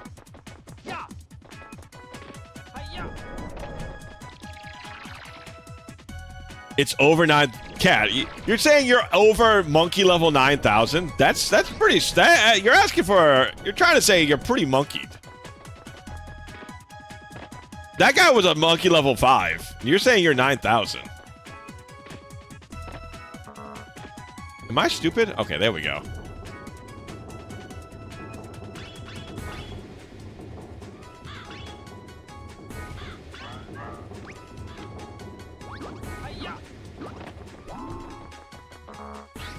So 10 out of 10? Wait till I use the Monk Kaido can. Oh god. I'm not ready for the Monk Kaido. I don't know if anybody's ready for the Monk Kaido. I mean, being the Chinese Zodiac monkey, that should give you a lot of extra monkey points, I feel like.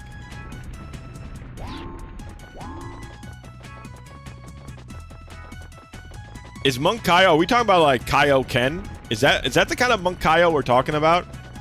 Because Kaioken's got a bunch of levels in it, right? Indeed. Okay, what kind of Monk Kaido level are you at? Ow. You know, he takes being flattened pretty well.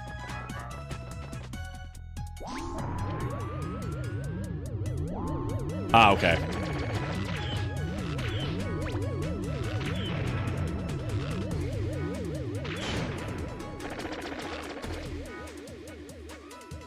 Get your ass back here, monkey boy.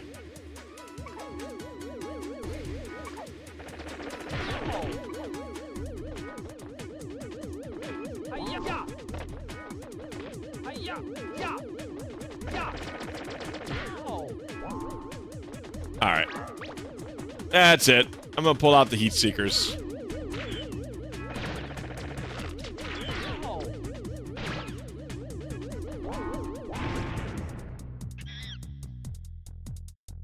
Okay, hold on. We gotta go baby mode here.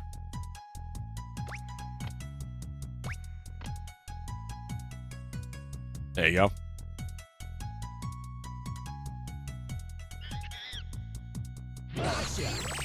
There we go.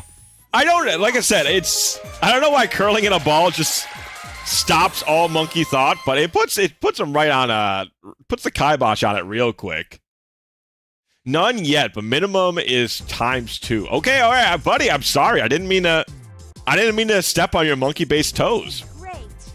I don't want you going Monkey Kaioken level 2 now. Especially that's the minimum. That ain't the maximum, brother. Who knows what kind of levels you could end up hitting.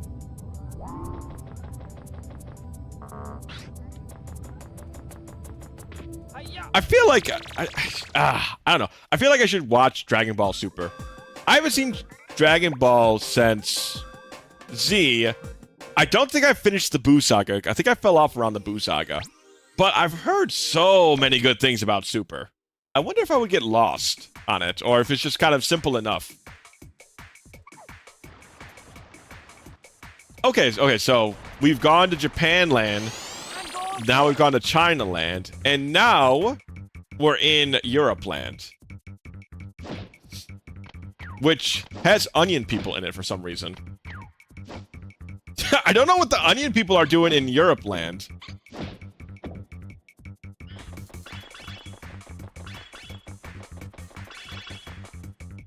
Super is better than GT, but it's not as good as Z. Really?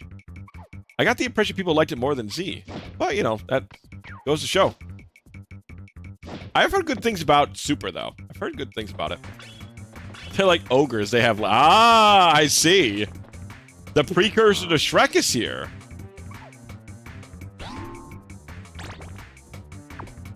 You watch Battle of the Gods and Resurrection F just to dip your toes back. Are those recent?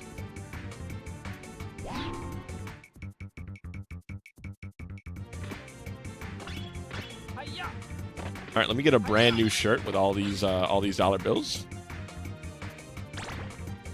Palmer is which Super? There's the manga and the anime version. I would assume the anime. Maybe I'm wrong in this one, but I don't think he orders everybody around. To me, it doesn't make sense to read Dragon Ball. Dragon Ball is a flashy shonen. I feel like that doesn't make sense to read. Like, you're missing out on a lot of the appeal, I feel like. Shrek's European. Yeah, you know what? I guess he would have to be. He has the Irish accent and everything. He is European.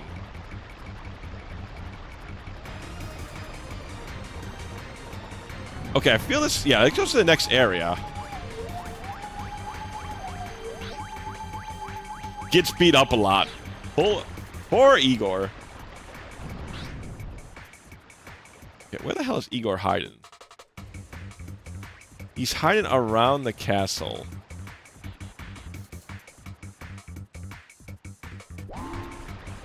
So we can go around the castle. That's what that means. I'm going to beat up Igor some more. I'm sorry, Igor. Your suffering is not yet through.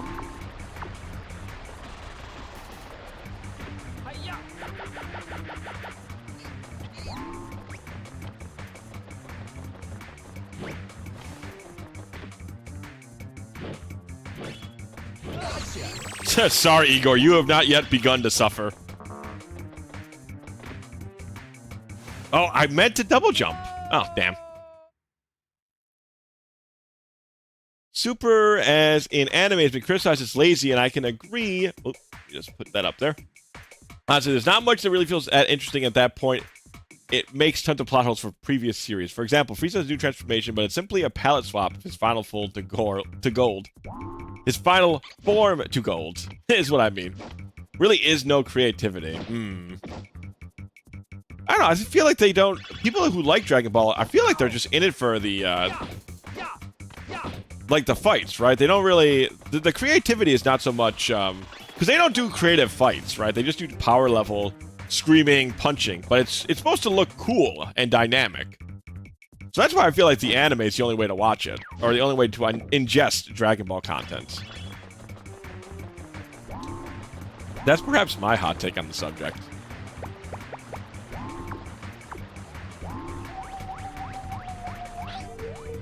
Overly sensitive. The Neeners. Good old Neeners. Okay, we probably shoot out there after we climb the tower on the inside. That would be my assumption. So let's go inside. The manga did some things better than the anime, like Ultra Instinct, which I got angry the anime vision did not do. We got to see Roshi chastise Goku one last time, dodging an enemy several times. Ow. Oh, that's right. Oh, okay, there you go. It's finally gave up. There you go. Dodging enemy several times stronger than anything Goku ever fought to prove that he's still the master goddamn Roshi. That does sound pretty cool. I'm kind of surprised you don't get that in the, because people love Master Roshi, no? You think people would want to see that? They would want to see Master Roshi doing cool shit.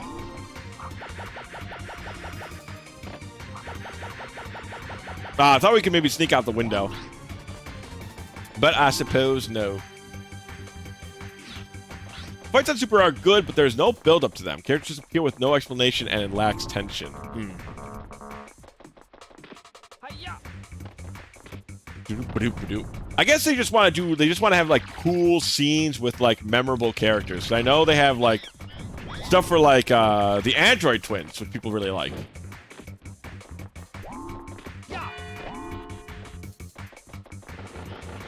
Where the hell did the monkey go? Oh, there he is.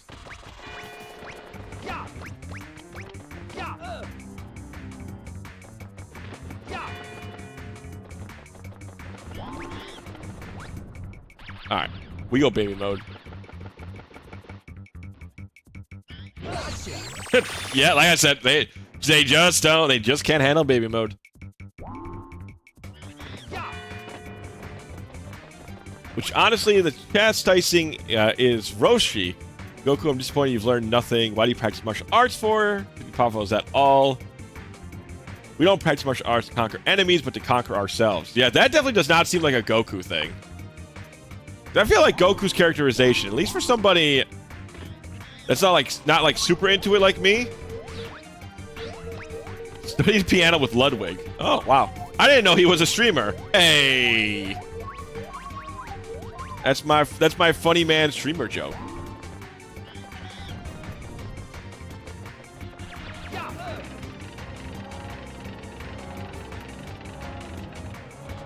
But yeah, Goku, at least his characterization was always like, I like to fight because fighting is fun. He doesn't really care about much else.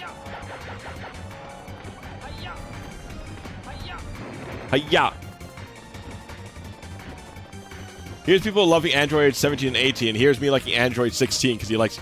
That was one of the best scenes. That was like one of the most memorable, one of the strongest scenes in Z, right? Like, everybody remembers that scene when Gohan finally loses his shit.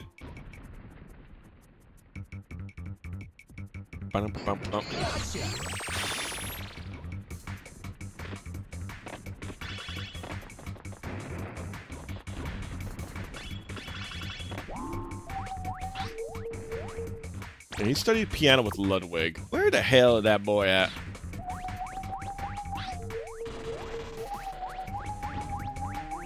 Alright, that means he's on this map. So that means I must be above him, chat. I think he dropped down when we jumped up at him. Perhaps. Potentially.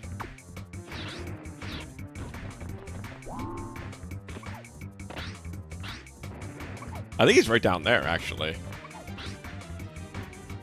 Yep, there he is.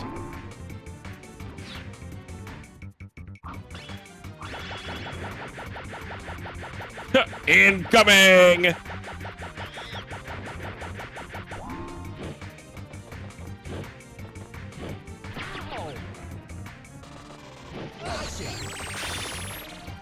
highly recommend watching DBZ Abridged 2. It's hilarious. Man, it's been some time since I've thought about DBZ Abridged.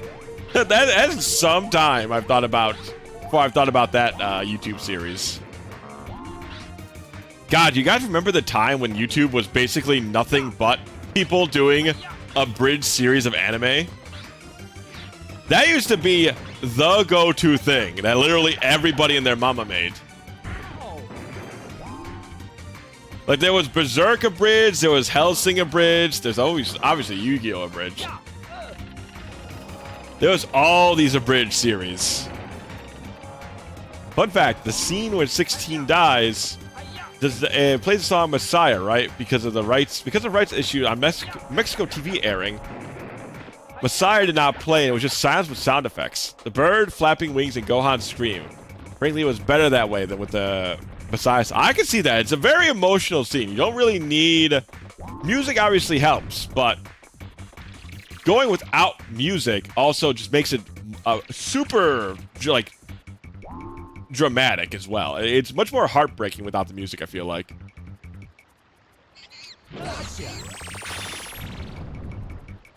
Ah, okay, so that opens up... Okay, so we're about to do a boss fight, chat. I think, at least. Wow, Yu-Gi-Oh! Bridge is still going after all these years? Holy guacamole. Holy moly. I can't believe DBZ Bridge is still going on. Okay, so that's just a secret pathway back.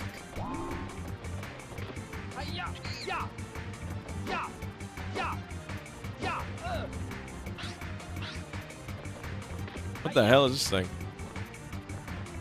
It's got a monkey in there for sure, no?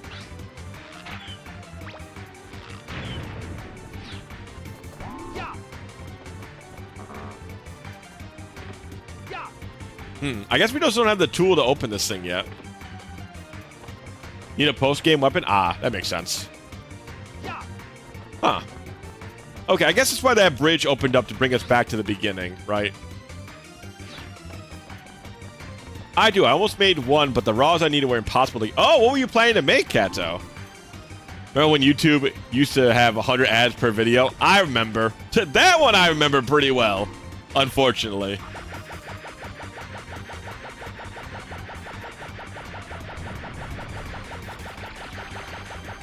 Still going, but rather reluctantly. Sometimes the writing makes it obvious, which is sad. Ah, that's too bad. When it becomes a job, yeah, that can kind of kill some of the fun of it.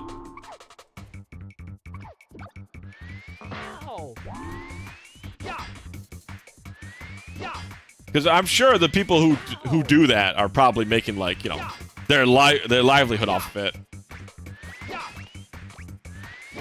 Oh wait, you're supposed to, like, give up at some point, man. Yeah, that's supposed to happen like a lot earlier. That's all I'm saying.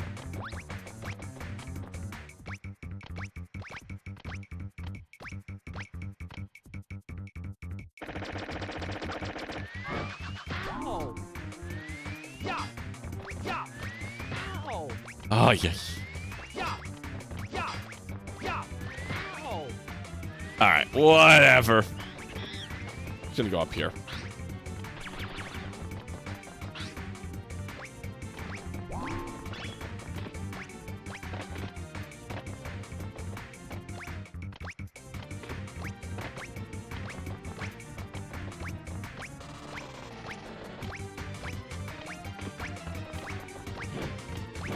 Ah, damn it, almost got him. Alright, here we go. Now he's in my attack range. Oh no! Ah, I didn't think they could actually shoot that far down.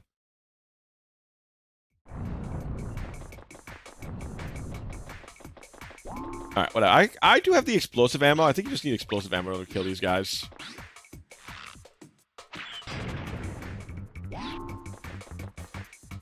Okay, just need to wait for them to get up.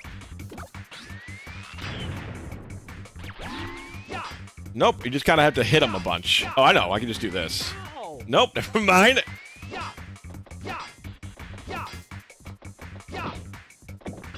Perish, beast.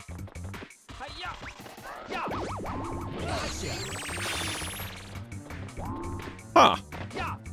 Okay, this wasn't it. Interesting.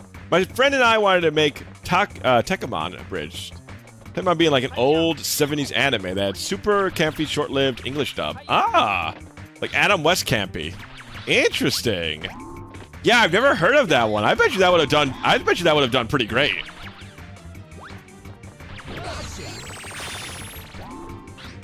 You probably would have introduced a bunch of people to that concept. God. Son of a gosh darn gun. Son of a gosh darn gun. Oh, so this level is gigantic.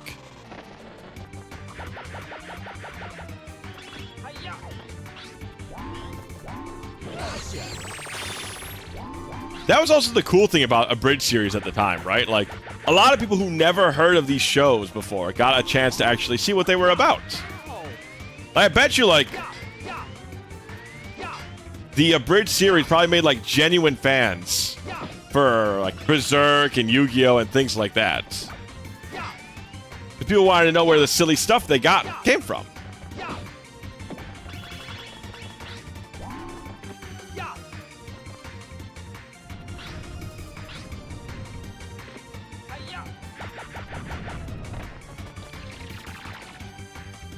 There's Dragon Ball fans who've only seen Abridged. It makes sense.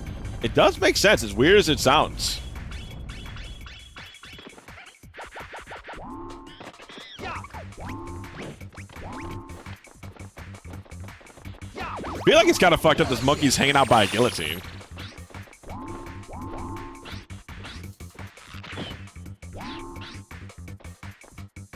Yeah, that does not surprise me at all that there's Dragon Ball fans who have only seen the Abridged series. To me, that actually makes a lot of sense.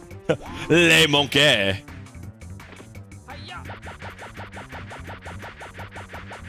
Incoming!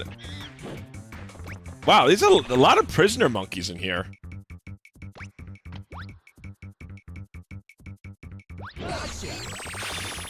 A lot of prisoner monkeys.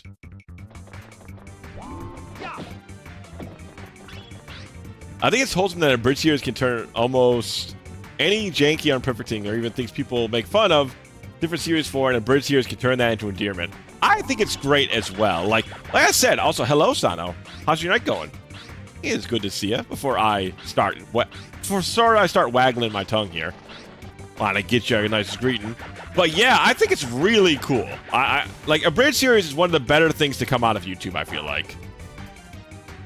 Okay. That's fucked up. That's just cruel and sickening. It bounces you just enough so you can't course correct the first time you do that.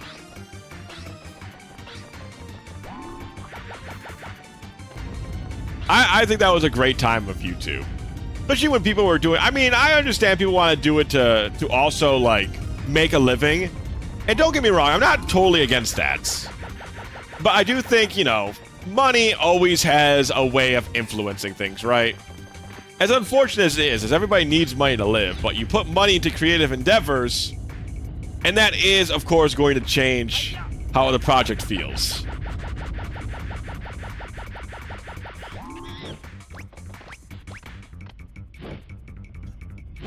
He's got nowhere to run. Nowhere to run, monkey boy. Oh, monkey boy.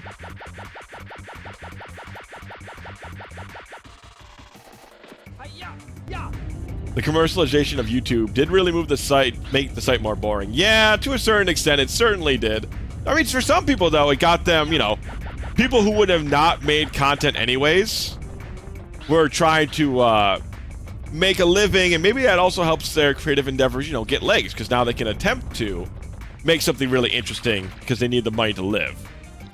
But it's definitely a double-edged sword, is what I would say. Where the hell is the chief at?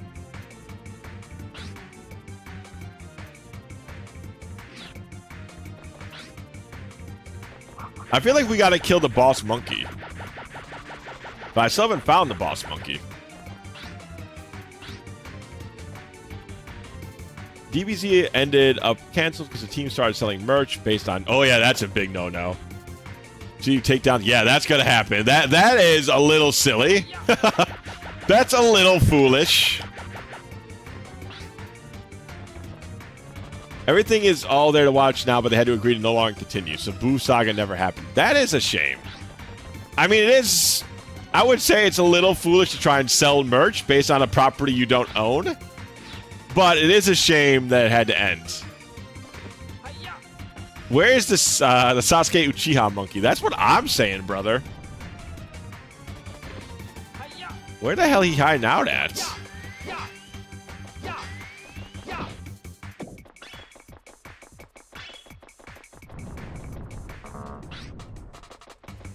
And this is where you feel like you would have been here, right?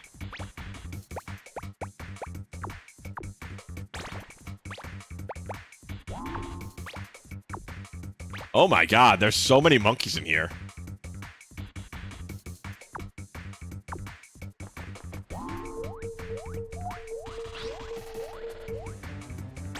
Paints on the castle walls.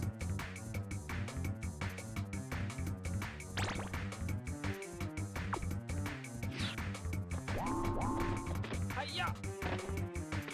It's saying it's super gay, but like in the final chapters, one of the cover images was Sasuke and Naruto with heart-shaped lockets with pictures of each other. I wonder if originally they wanted that to be the main romance. Or is it just shipping stuff? It's hard to tell.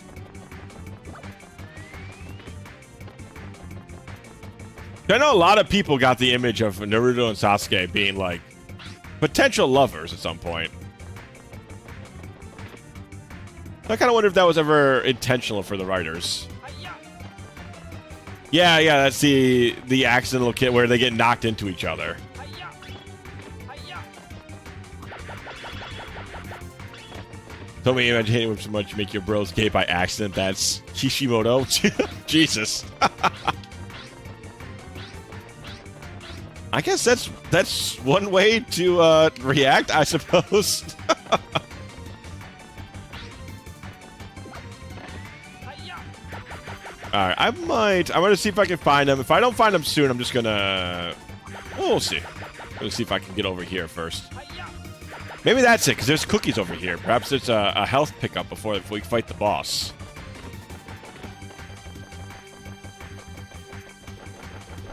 Oh no, this is where Monkey over here is. Hit him with the net. Hi-ya!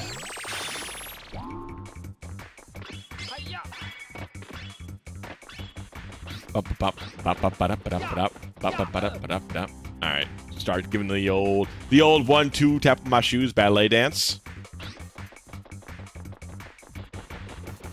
See, the Japanese serialized manga industry, everything has to be up to code because you can get anything submitted. So officially, you really couldn't have any gay stories unless you make a really good argument for it. Ah, I see.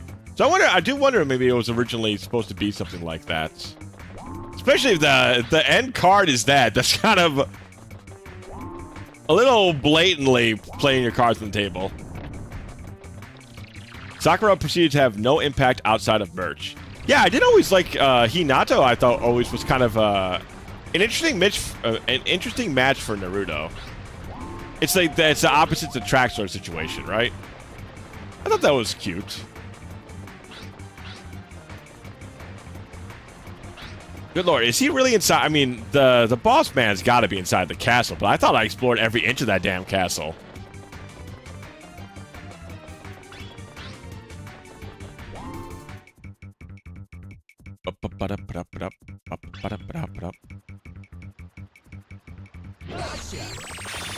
I tell you, man, it's just... They just can't deal with the baby mode. You start crawling at them, man, they don't know how to react. Yeah! Yeah! Yeah! Alternate universe, Hinata. I never heard of such a thing. Alright, just don't run straight at a strong monkey. That makes a lot of sense.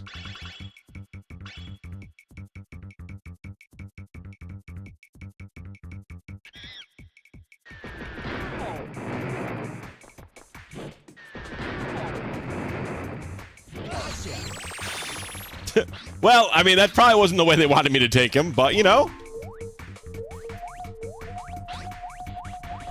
You can swim up... You can swim up that stream, I think. Huh. Well, let's go test it out.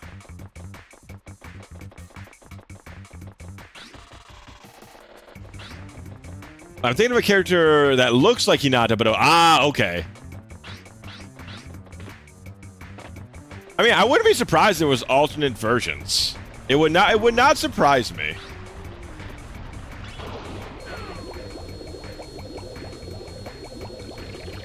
Oh, we can go in here. Oh, it's an alternate version of Hinata who's a delinquent. Huh. That's interesting.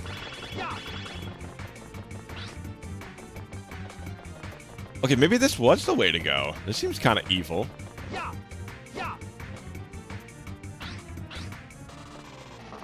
But we are locked in place here. Unless I can shoot through the bars. Can I shoot through the bars, chat?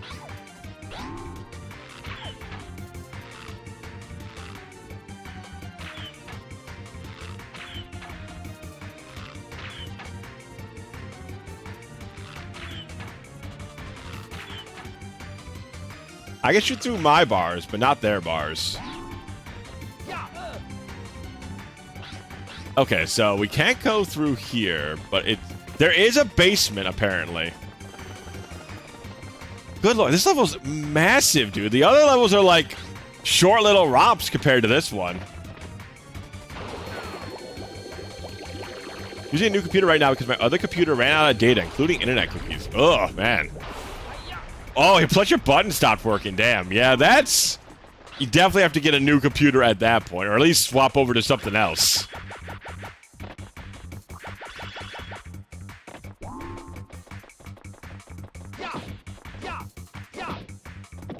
Alright, it's Ogre now. Because I've killed the Onion Man. So I can now play my my adventure games properly. Ah! It's technically the final level unless you get... Oh, really? So this is the final level unless we get all the... Oh, wow. I didn't know we were so close. No wonder it's so massive. So it's like the fake out ending. I see.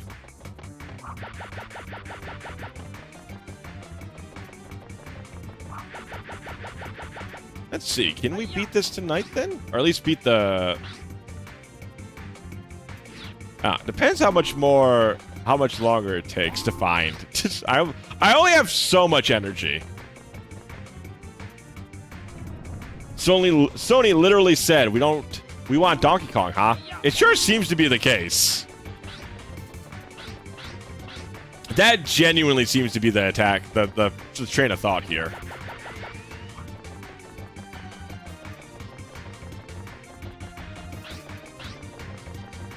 The hell they hide in this final boss at? Get your blue boy monkey butt out here so I can kick it.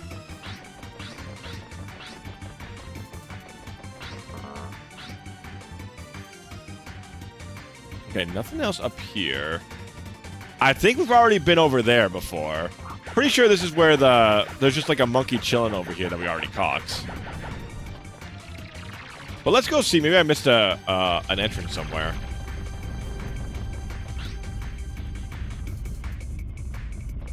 Okay, these are the monkeys that... Okay, yeah, I think we did miss something, because I think we want to go down. Remember, we had the basement we could run into when we got through the water place. Aha, yes. We just didn't see the giant sword guardian. Somehow. I don't know how we didn't see him.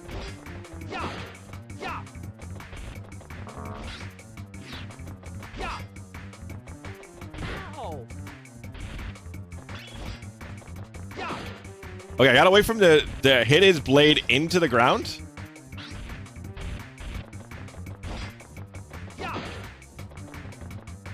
Okay, we Zelda now. It's a little bit of everything. We got everything for Timmy, we got everything for Jimmy. Everybody's satisfied.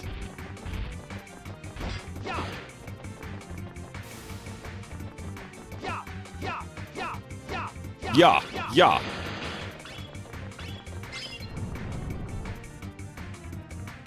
Technically DKC 2 and 3. Thankfully, you don't have to get all the secrets to get the true ending. We did end up getting, what, 103% on DKC 3? Still probably my favorite DKC game. Even after being able to, like, sit on it for a minute, I still think DKC 3 is my favorite.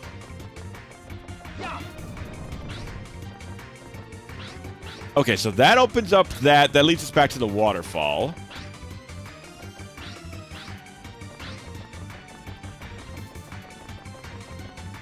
I already tried shooting through this.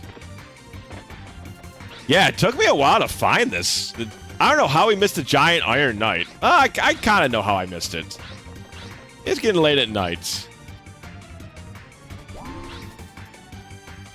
Oh yeah, I can... DKC3 is, to me at least, the best. It goes DKC3, then probably DKC2, and then DKC. Though, none of the DKC games are bad. Let me get that out there. All the DKC games are fun. But I definitely think my favorite out of the bunch was DKC3.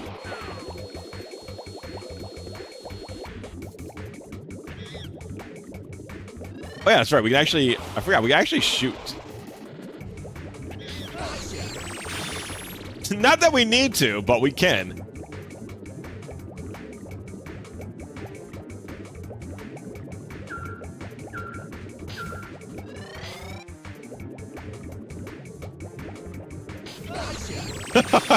He didn't even try. Ape swimming. He was having a nice, relaxing little swim, and I sent him back to Super Hell. Yeah, he saw me floating at him. He was like, "Well, fuck it, I'm caught. I ain't even gonna try."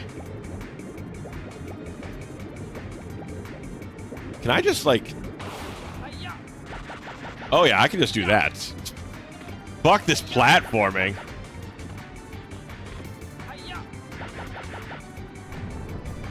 I can just jump out of the water and spin around my little parasol. Punt the baby. Don't punt the baby. Man, have you guys ever played South Park: The Stick of Truth? It is such a good... It is a game that needs more, like, respect put on its name. It is genuinely a super fun RPG. It is crude. There are some very blunt sex jokes in there. Like, one of the things is you can, like, walk in on one of the South Park characters. Not like a named character.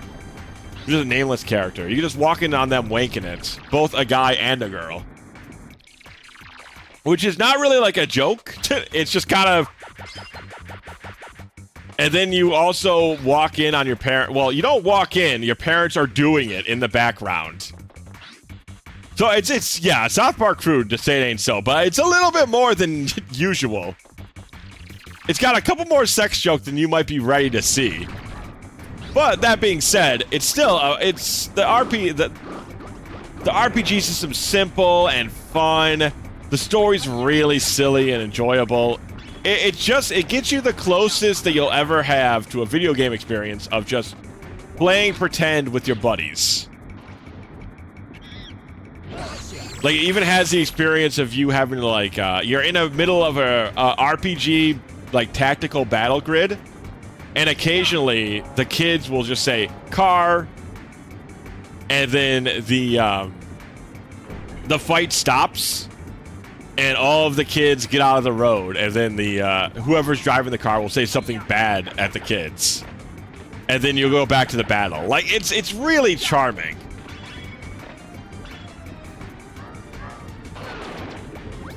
Project Control genitalia in video game rated M only. Yeah, I am also kind of shocked. I mean, it's not very graphic or detailed. But I mean, there are testicles and tits flying around. So it's maybe more than you would expect.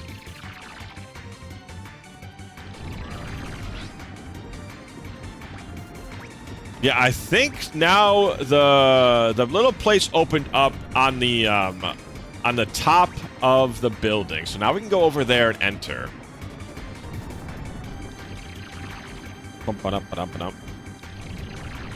Okay, I'll go the other way.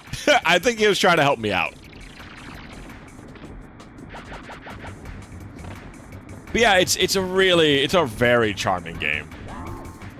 I said, if you can stand a little crude humor and maybe one or two more sex jokes than you would think South Park should make, if you can be comfortable with that, it is very fun. Hey, Kiwi! Hello, hello! Welcome in, Kiwi. Welcome in. Thank you for the carrot. I see we're on our vegan diet. Very appreciated all the same, though. How are you doing tonight, Kiwi? How are you doing tonight? We're at the finale of Ape Escape. I think we're about to go fight the final boss, maybe.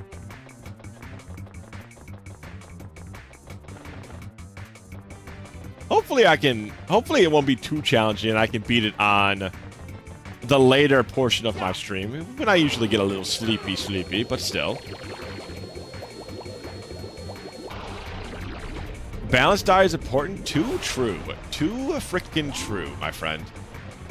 Fire Emblem boomers did not watch anime. Somehow, because even the old games look very... Yeah, the old games look very, like, what would you call it? It's like definitely like the Kenshiro. It's very like 70s, 80s sort of style. But it's still very much anime. People complaining Fire Emblem is anime now. It's the stupidest, most vape for brain complaint I've ever heard. Well, people just like to find something to complain about. For some people it's legitimately their hobby. Balance diet is important. I'm good. Good to hear. Good to hear, Kiwi. How's your night going? Is it going smoothly? Is it final boss. Hold on. I got him. Oh, never mind. I can't baby crawl my way out of this one. Look who's here. So you finally found us. Spectre. Jake. And how is everything coming Spectre. along? Jake! Everything is under control and coming along very nicely according to plan. Very good. Then let's get going. Right. Hold on. You're not going anywhere. Oh, yes, we are. Put some more emotion I into don't it. have time to bother with you right now. Oh, but we will. We Look at this. will meet again. You just you won't even know what hit you. Another time, another place. You'll have your chance. That's what I was laughing at. It's like, why do you do that motion? Okay, we might not even fight him. It might be saved for the 100%.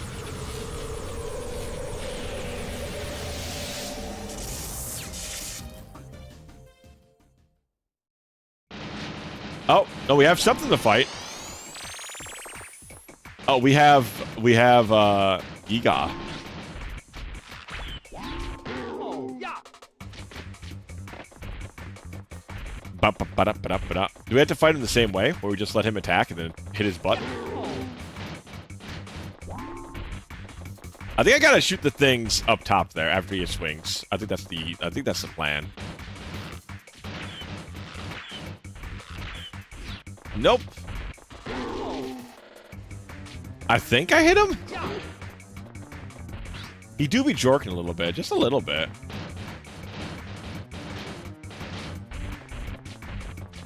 Sometimes you just need to, sometimes that's just what you need to do. I don't quite understand what this boss is about, if I can be honest with you guys. They see him working. They hate him. They see him jorking, they hate him. They do hate him jorking his shit.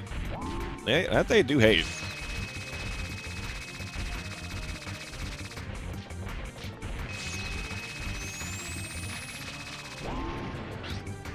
I think that's how I'm supposed to fight him. I think that's how you're supposed to do it.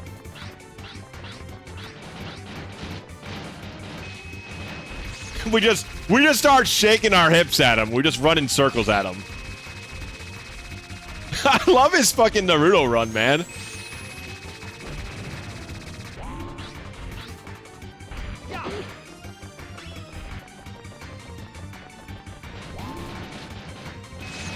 Don't really need to jork it. Well, you did. No, that's not everybody needs to. You don't need to jork it all the time. That's the thing. You don't need to jork it at all times.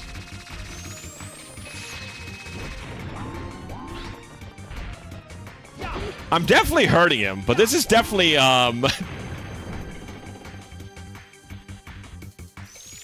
Okay, we did it. I'm about to say that's not exactly the most complex boss fight. Just experiment, jerk it, twist it, pull it. I thought you were gonna be like just I forgot how the fucking song goes. Wow, look how many monkeys we captured. Captured 17 monkeys, dude. You did it. Dicks out for Harambe. Dicks out for Harambe.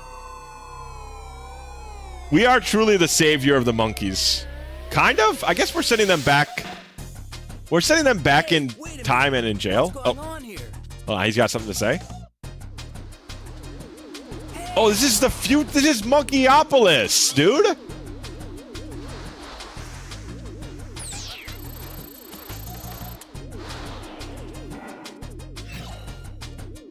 This is what happens when Zootopia fans get a hold of the government. It's a UFO. No, get inside.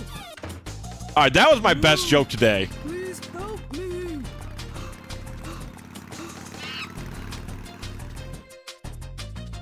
That was a legitimate joke. I'm proud of myself. Do not twist it. Do not pull it. Do not bop it. Do not collect Listen, I have a $300. message from the professor. Let's hear it. Understood. Send them back to the professor and they lose their I'm IQ sure helmets. You've seen the strange things going on outside. While you were gone, Spectre and his gang of apes swept in and have taken over the town. The entire town is running scared. Everything's been turned upside down. It's a mess and we need your help. Here, take a look. Spectre's built his base right in the middle of town. Right in the... Apes are Oh my god. His army is They're getting drilling stronger and into more it. dangerous. You're the only one who can save us all. You've got the... They're gonna kill them. Oh my god. Time is running out. We're counting on you. That metal door's gonna... Oh, Wait a minute, what are you doing? Hold on. hold on. Oh god, they're killing them. And then they're gonna kill me. Oh my god. Cancer closet furry confirmed. How did that get confirmed? How'd that happen?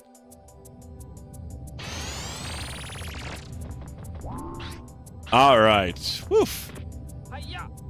That was a night of video gaming, that's for sure. I didn't save during that whole thing. I might be an idiot. I actually might be really stupid. Did you guys ever think that I might just be really dumb? Zootopia mentioned, what that doesn't make you a furry because you saw Zootopia. That was like one of the most popular Disney movies. Ain't no way that makes you a furry for seeing the Zootopia movie. You ridiculous. You just ridiculous. Alright, Chato. I'm gonna send you off tonight, and then I'm gonna go and sleep. Denial. Ain't no denial over here, my man. Ain't no denial over here. That's just a sea in Egypt. Why don't you guys... Why don't we say hello to Miss Lala. Lala Amanita. She's playing Rune Factory. I know there's some fans of the Life Sim. I know some of you guys like Rune Factory, and she's a funny gal. I think you'll like her quite a bit. Quite a bit if Life Sims are your kind of thing. Is a woke Jevil. The attitude in that thing. Minda did a lot of things to a lot of people. That's for sure. America hated weebs, especially weebs themselves hate each other. Yeah, you had to be very quiet about your anime love back in the day. But yeah, thanks guys for hanging out. We'll be back Thursday with a Pokemon Nuzlocke. Join in, and you guys can get yourselves named after some Pokemon. I'll be naming Pokemon after chat, or you guys can name them whatever kind of nicknames you like. So join Thursday, same time, if you want to name some Pokemon. And you guys have a good night, and bye-bye.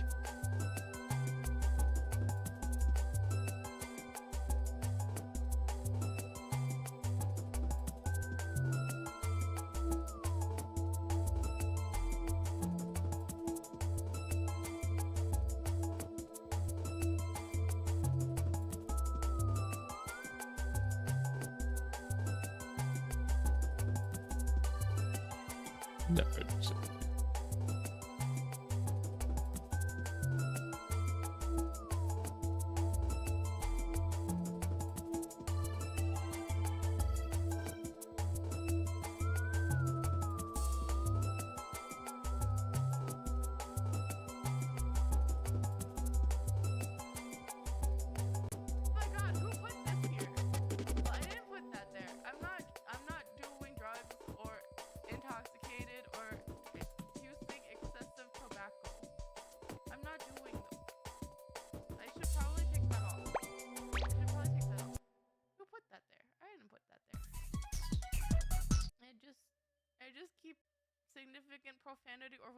and sexual themes.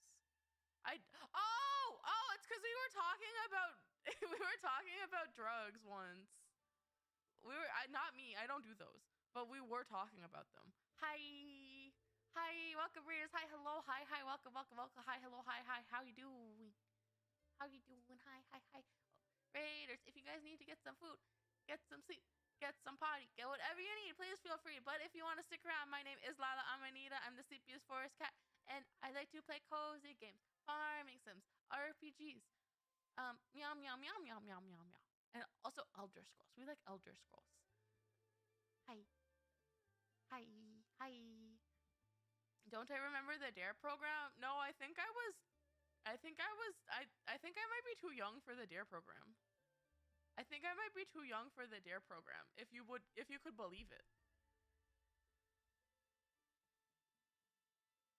Because the DARE program didn't work, right? It just made people want to do more drugs. DARE program. Google.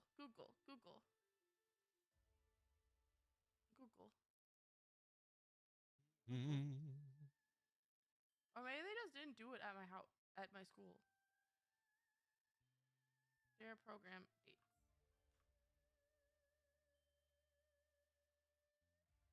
2009. I was in school in 2009. Yeah, early 90s and closer to 80s. Yeah, I'm baby. I'm 25-year-old baby. I'm 25-year-old baby.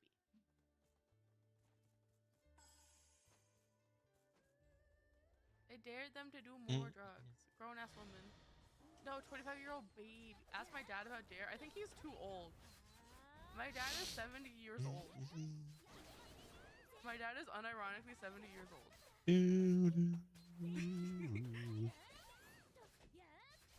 Don't think about it too hard. My mom is 61. And I'm 25. 25-year-old baby. I'm unk age. I'm not unk age. I'm baby. 25-year-old baby. And I got soiled.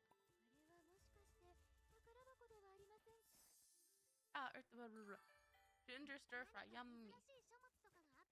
Mining. I didn't. We did not do very well. That one was not popular. Soil.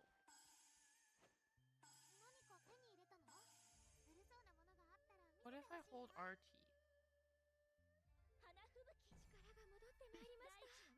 It happens.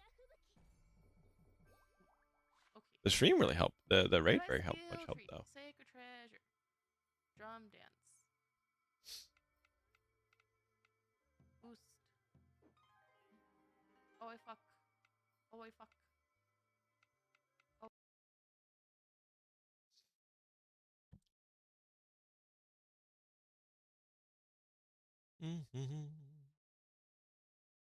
Wow, a lot of live views, unique chatters, unique views.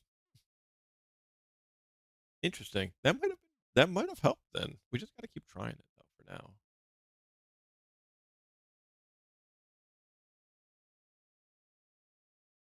Damn, 290 now.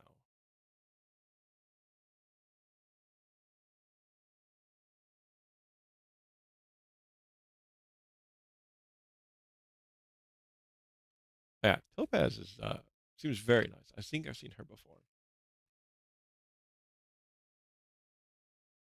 Boom, boom, boom.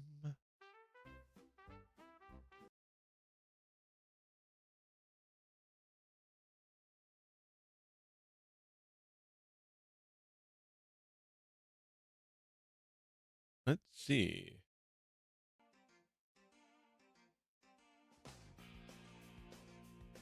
Oh my god. Great taste. So I'm gonna have to send you to someone else. I'm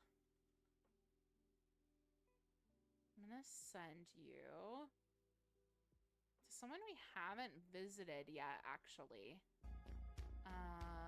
If I can. Because he is playing a retro game. I would send you to, like, Scab or Fluffy right now. but they're playing a game that we're gonna play later this week, so I don't wanna see the spoilers. As awful as that is, Chef. No, I have someone else. Chef got your stream last night. Chef got yours last night. Thank you, everyone. Thank you. It's the Pan Man. We are gonna go say hi to him. We are all going to ask him how his Tuesday's going, and we're all gonna be normal in his chat. But thank you all for coming, and I will see you all tomorrow with Topaz, Palm, and myself. All right. Okay. Bye.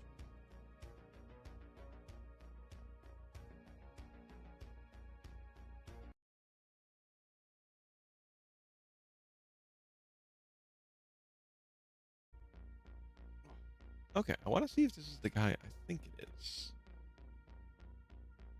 I think it's a dude. Yeah, okay. So it is this individual.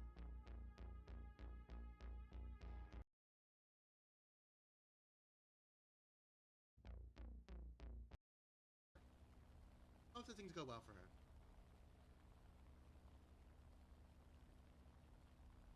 Wait, as I was saying, is that alongside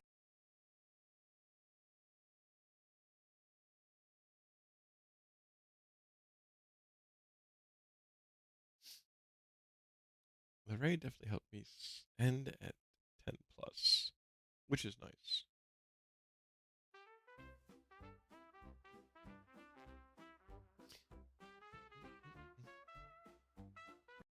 Favoritism before we even start. When I started it, oh my god, the other stuff. So that's,